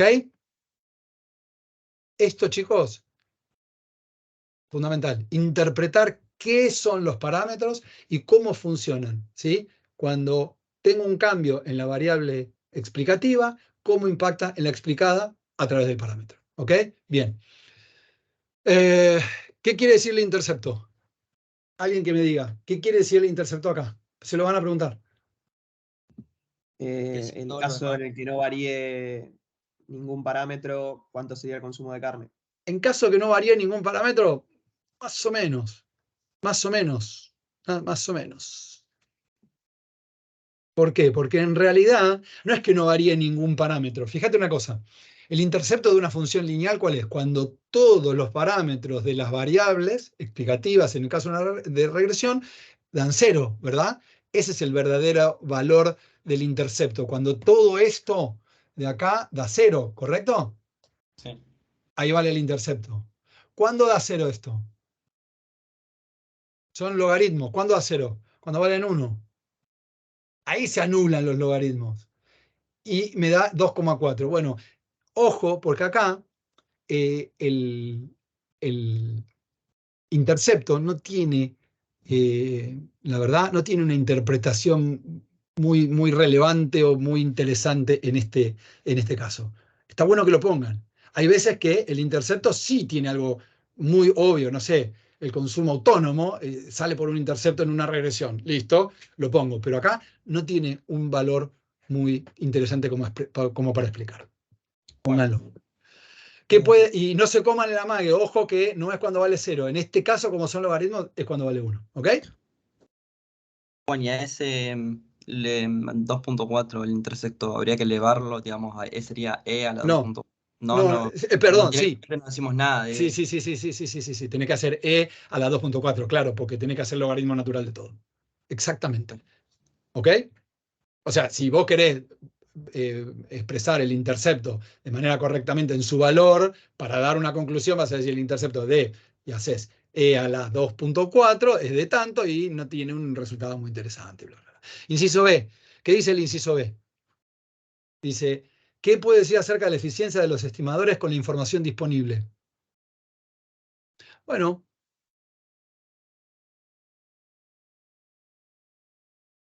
¿qué hay sospechoso acá? Esto, chicos, ¿qué es lo que dijo Magdalena era? El Sí, R sí. cuadrado da muy alto. Acá sí el R cuadrado da muy alto. Entonces, ¿qué podría haber? Correlación serial positiva. Vamos a ver si hay correlación serial positiva. Ejercicio 3, ejercicio 3, ejercicio... Perdón, chicos, se me escapó.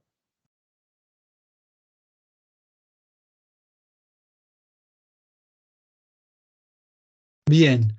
¿Qué tengo que hacer? La prueba de Durbin-Watson. ¿Sí? ¿Se acuerdan la prueba de Durbin-Watson? Estaba por acá.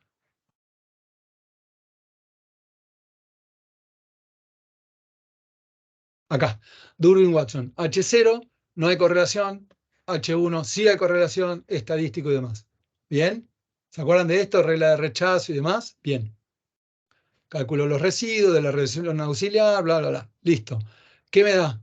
¿Qué tengo ahí? ¿Cuánto es el estadístico? ¿Está acá? Está acá, ¿no? Bueno, si ustedes buscan en tabla, este es el estadístico de Durbin-Watson. O sea, este es el estadístico que les va a surgir de hacer este de acá. ¿Ok? En el ejercicio se los está dando. Está diciendo, este es el estadístico de Durbin-Watson. Bien. Van y buscan en tabla la tabla de Durbin-Watson. Se consigue en internet y si no, creo que la pueden llevar. Para 30 observaciones y 4 variables explicativas. ¿Se dan cuenta por qué hay 4 variables explicativas? 1, 2, 3, 4. 30 observaciones. ¿Me siguen? 30 observaciones, 4 variables explicativas. Bueno, para eso el valor es 1,51. El lower, el inferior. Y el de arriba es 2,49. ¿Qué dice entonces el estadístico de Durbin-Watson? ¿Dónde cae? Cae en el medio. Por lo tanto, ¿qué conclusión sacamos? ¿Rechazamos o no rechazamos?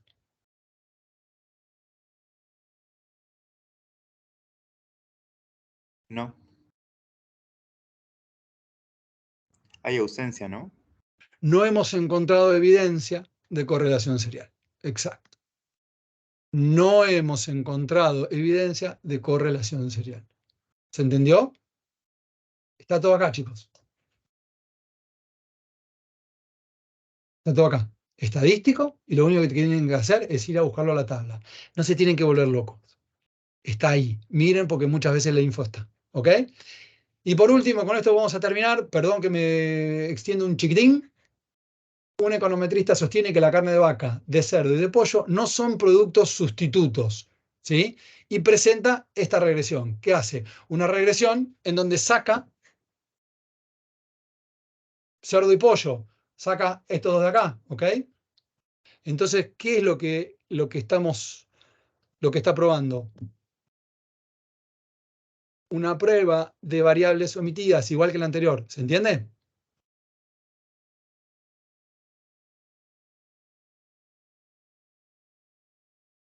¿Se fueron todos? No, no se fueron todos. Bien, entonces, Inciso C. Prueba de variables omitidas. La tenemos acá.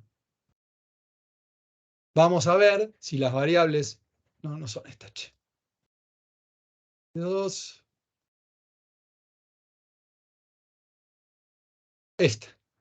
Vamos a ver si beta sub 4 y beta sub 5 son iguales a 0, ¿ok? Entonces voy a calcular el estadístico, la zona de rechazo, o el rechazo es, si el estadístico me da mayor que el valor crítico, voy a rechazar. Muy bien. Inciso B.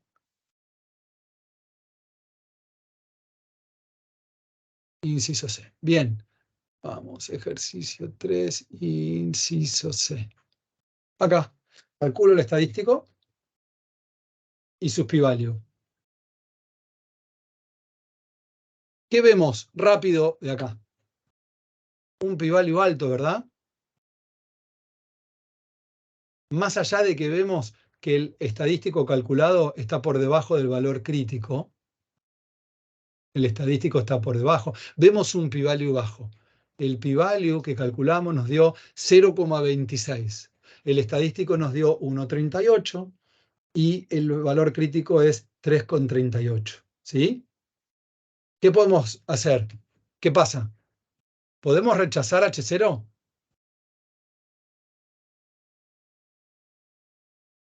No, ¿Podemos? sería no rechazo. No, porque podría cometer un error. Entonces no rechazo H0. Por lo tanto, los coeficientes beta sub 4 y beta sub 5, ambos pueden considerarse igual a 0. Este econometrista aparentemente tiene un punto, ¿sí?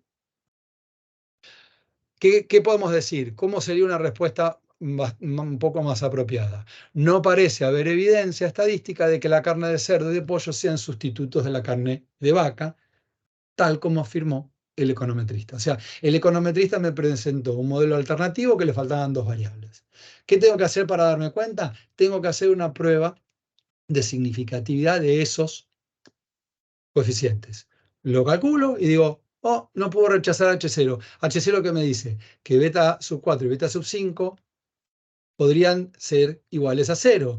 No encontré evidencia para poder rechazar H sub 0, por lo tanto, esos dos valores, esos dos parámetros, tendría que retirarlos de la regresión. ¿Se entendió? Clarísimo. Bueno, chicos, si quieren hacemos uno más, yo no tengo drama, queda el 4, creo que es el 4 el último, si quieren lo hacemos. No, no es complejo, tiene sus vueltitas, ustedes me dicen, yo me quedo media hora más o hasta terminarlo. ¿Quién quedó? Laura, Romina, Jonathan y Nicolás. Ustedes me dicen, no tengo problema, me quedo con uno o me quedo con los 4. Como quiera el resto, obviamente, yo por mí sí. Bueno, sigo. Vamos con el 4. Ejercicio 4. Práctica 8.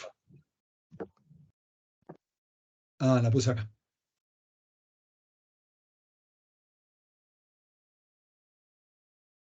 Suponga el siguiente modelo. Este modelito que está acá. ¿Dónde?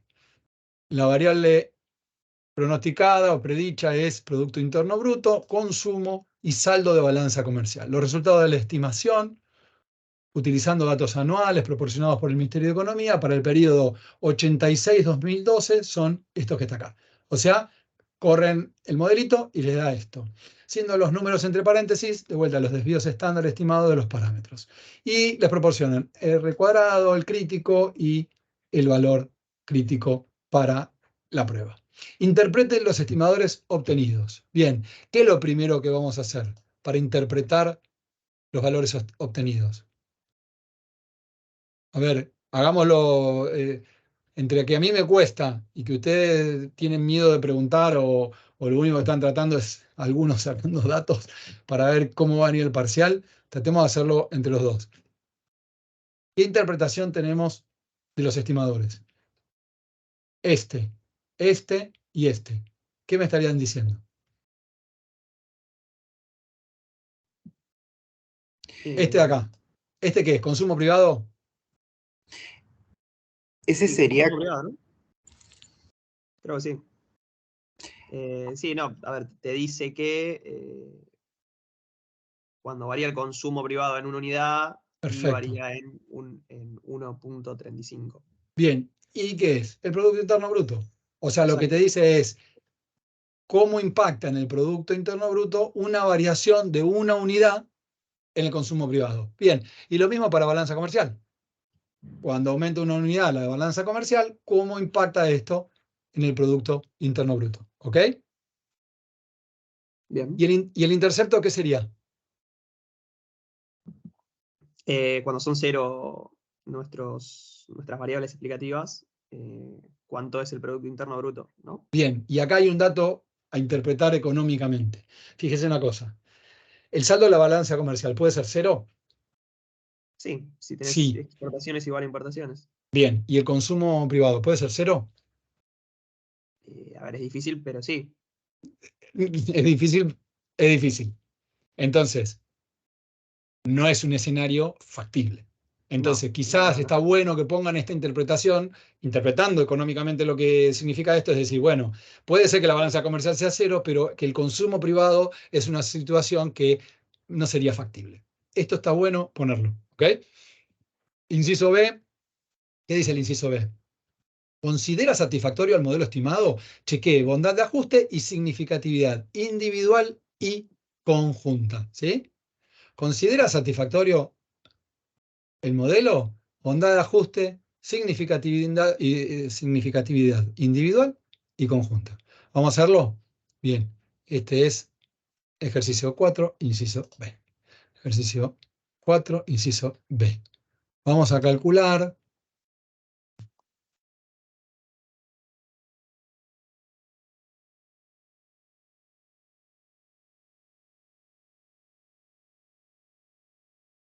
Ejercicio 4. No, es este de acá. Bien.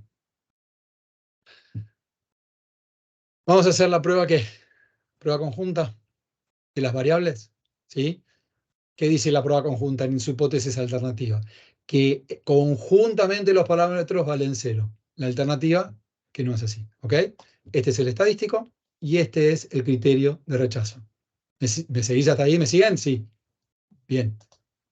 Calculamos. Este, el p-value, y los pongo. El estadístico lo calculo con los valores que tengo acá. ¿Ok? ¿Se entiende de dónde salen los valores? Miren. O lo hacemos. Díganme sí o no. Si no, lo hacemos. Los valores están acá y da esto. ¿R cuadrado está? ¿R cuadrado está? Sí. ¿Lo tengo? R cuadrado. Bien, está acá. 0,88. Sobre K menos 1. ¿Cuántos tengo? 1, 2, 3. Menos 1. Bien. Sobre 1 menos R cuadrado. Ya los tenía. N menos K. N menos K. ¿N cuánto es? 27. ¿Sí? ¿Por qué es 27? Chicos, no patinen acá, porque No, están pero en está el muy lejos. horno. Claro, 2012 1986, menos 2012. 1986 más 1. 2012 menos 1986 más 1. Exacto. Bien. 27 menos 3. Este es el estadístico. ¿Y cuánto me da? 91. Bien. P-value, nada, me da bajísimo. El crítico, 340. El crítico puede ser que se los dé para que no se vuelvan locos. Fíjate, acá está. El estadístico. Bien. Entonces, ¿cuánto me da? ¿Qué me dice la prueba? ¿Rechazo o no rechazo? ¿Qué me dio el estadístico? El p-value, perdón. Y Bajísimo. sí, te conviene, digamos, rechazar porque la probabilidad de equivocarte rechazando es muy baja. La probabilidad de rechazar H0 por error es muy baja. Entonces, ¿qué hago? Rechazo. ¿Y qué dice el rechazo H0? Dice que no son significativos de manera conjunta, por lo tanto, no he encontrado evidencia para rechazar a los parámetros de manera conjunta. ¿Ok? ¿Sí? Impecable. Impecable. Vamos con los individuales. Dale. ¿Cómo se calculan los individuales? Miren. Vamos los tres acá. Upa.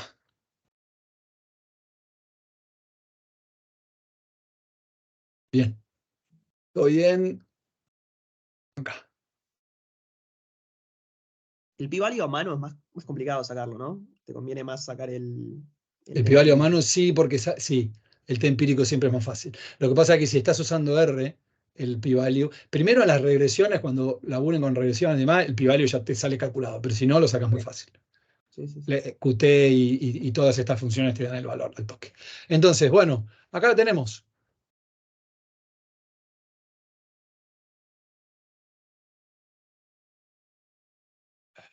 A ver, calculamos los tres estadísticos empíricos correspondientes a cada parámetro, ¿sí?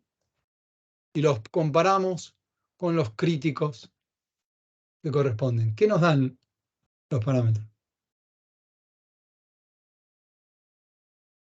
Perdón que cambia tanto, pero cada vez que salto, me salta a otro lugar. Acá tenemos el T empírico.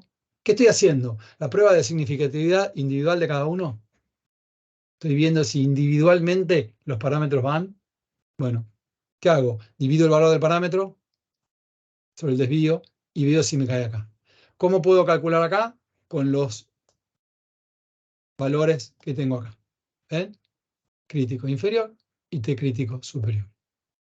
Y veo si me caen o no ahí adentro. ¿Ok? ¿Caen adentro? ¿No caen adentro? Eh, En y a ver, intercepto y consumo rechazamos la hipótesis nula. el ¿Sí? intercepto rechazás, Y consumo rechazo. el consumo rechazás y la balanza comercial, ahora me olvidé el número, pero creo que no, por lo que había visto. Balanza comercial no, Balanza comercial es este de no acá. rechazás. O No sea, puede rechazo. decir que es significativa. Entonces, ¿qué me dice? Que no es significativa. La balanza comercial estaría sobrando. Exacto. Bien. Los otros dos son estadísticamente diferentes de 0 y en la balanza comercial no. ¿Ok? Entonces, en resumen, ¿qué es? Conjuntamente son significativas, pero cuando los analizo de manera individual, no. Balanza comercial no va. ¿Esto qué quiere decir? Que balanza comercial se está colando ahí y cuando los pruebo de a uno los tendría que sacar. Vamos al inciso C. Perdón que cambia todo esto, los debo recontramarear, lo voy a mejorar para la próxima. Para determinar la presencia de correlación serial de primer orden, el ministro le solicita a su equipo realizar una prueba de Breusch y Gottfried, que creo que es la que mencionaste vos antes. ¿Por qué? Porque me permite calcular correlaciones de más de orden 1, cuya regresión auxiliar reportó un R cuadrado de 0.2551. O sea, me está dando el R cuadrado del auxiliar. Explique detalladamente el planteo y los pasos de la prueba y utilice el valor crítico de 3,84. ¿A qué conclusión llega? Okay. Vamos acá. Esta es la prueba, ¿ok? La prueba dice, en su H0 no hay correlación serial. O sea, que si no podemos rechazar H0, vamos a no tener evidencia para rechazar H0, vamos a decir, vamos a trabajar con el supuesto de que no hay correlación serial. Bien. Hacemos el inciso C. Bien. ¿Cómo se calcula el estadístico en función de esto? T menos 1 por regresión auxiliar. T es muy fácil. T menos 1, ¿cuánto tenía la muestra? ¿20 y pico? Sí, 27 menos 1 creo que es. Exacto. Me parece que es 27 menos 1 por el R cuadrado que me lo da el ejercicio de la regresión auxiliar, que es este de acá, 0,2551. ¿Ven? Acá está. 27 menos 1 por 0,25. Ahí lo tengo. El crítico sale de tabla, p-value, y pongo los tres. Fíjense. Este es el estadístico. ¿Sí? El chi cuadrado de Breusch y Gottfried. 6,63. Me da 6,63. Este me da 6,63. ¿Es mayor al crítico? ¿Cuánto era el crítico? 3,84. ¿Es mayor? Sí. Sí. Entonces, rechazás. Bien. ¿Y qué hago cuando rechazo? Digo, Sí, podés decir que tenés por lo menos evidencia empírica significativa para decir que hay correlación serial de orden 1. ¿No? espectacular. Sí, absolutamente. Ah, ¿Cuál sería otro criterio como para darme cuenta? Miren el p-value. Value, sí. ¿Ven que el p-value es chiquito? Entonces puedo rechazar, ya sea porque calculé el estadístico o por el p-value. Mi recomendación, hagan las dos, chicos. Pónganle los dos. Si tienen los valores, pongan los dos. De esa manera demuestran un poco más el conocimiento. Sí, creo que alguna calculadora te hace el p-value. Debería ver si la mía lo hace, pero... Sí, yo siempre usé la HP 48 y ¿Prime? no. Ah, no. ¿Eh? La, No, no. no, la 48. Yo soy de la edad de La piedra. Prime creo que sí. Lo La hace. Prime puede ser. Yo tenía la SX, que ahora se me rompió un LED y ya no lo tengo más, lo tengo acá en el celular. Pero sí, te calculan creo que el p-value. Bueno, igual a Jonathan, Laura, que no habló, se fue y dejó la compu prendida. ¿Cómo vienen para el parcial? En mi caso, bien, creo que tengo que... Voy a dejar de grabar, ¿eh? En tu caso, perdón. Bien, tengo que practicar un poco más. Por ahí lo que más me da intriga es el tema de las hojas de fórmula. Sé que la van a pasar, pero bueno, nada, como espero que estén todas, ¿no?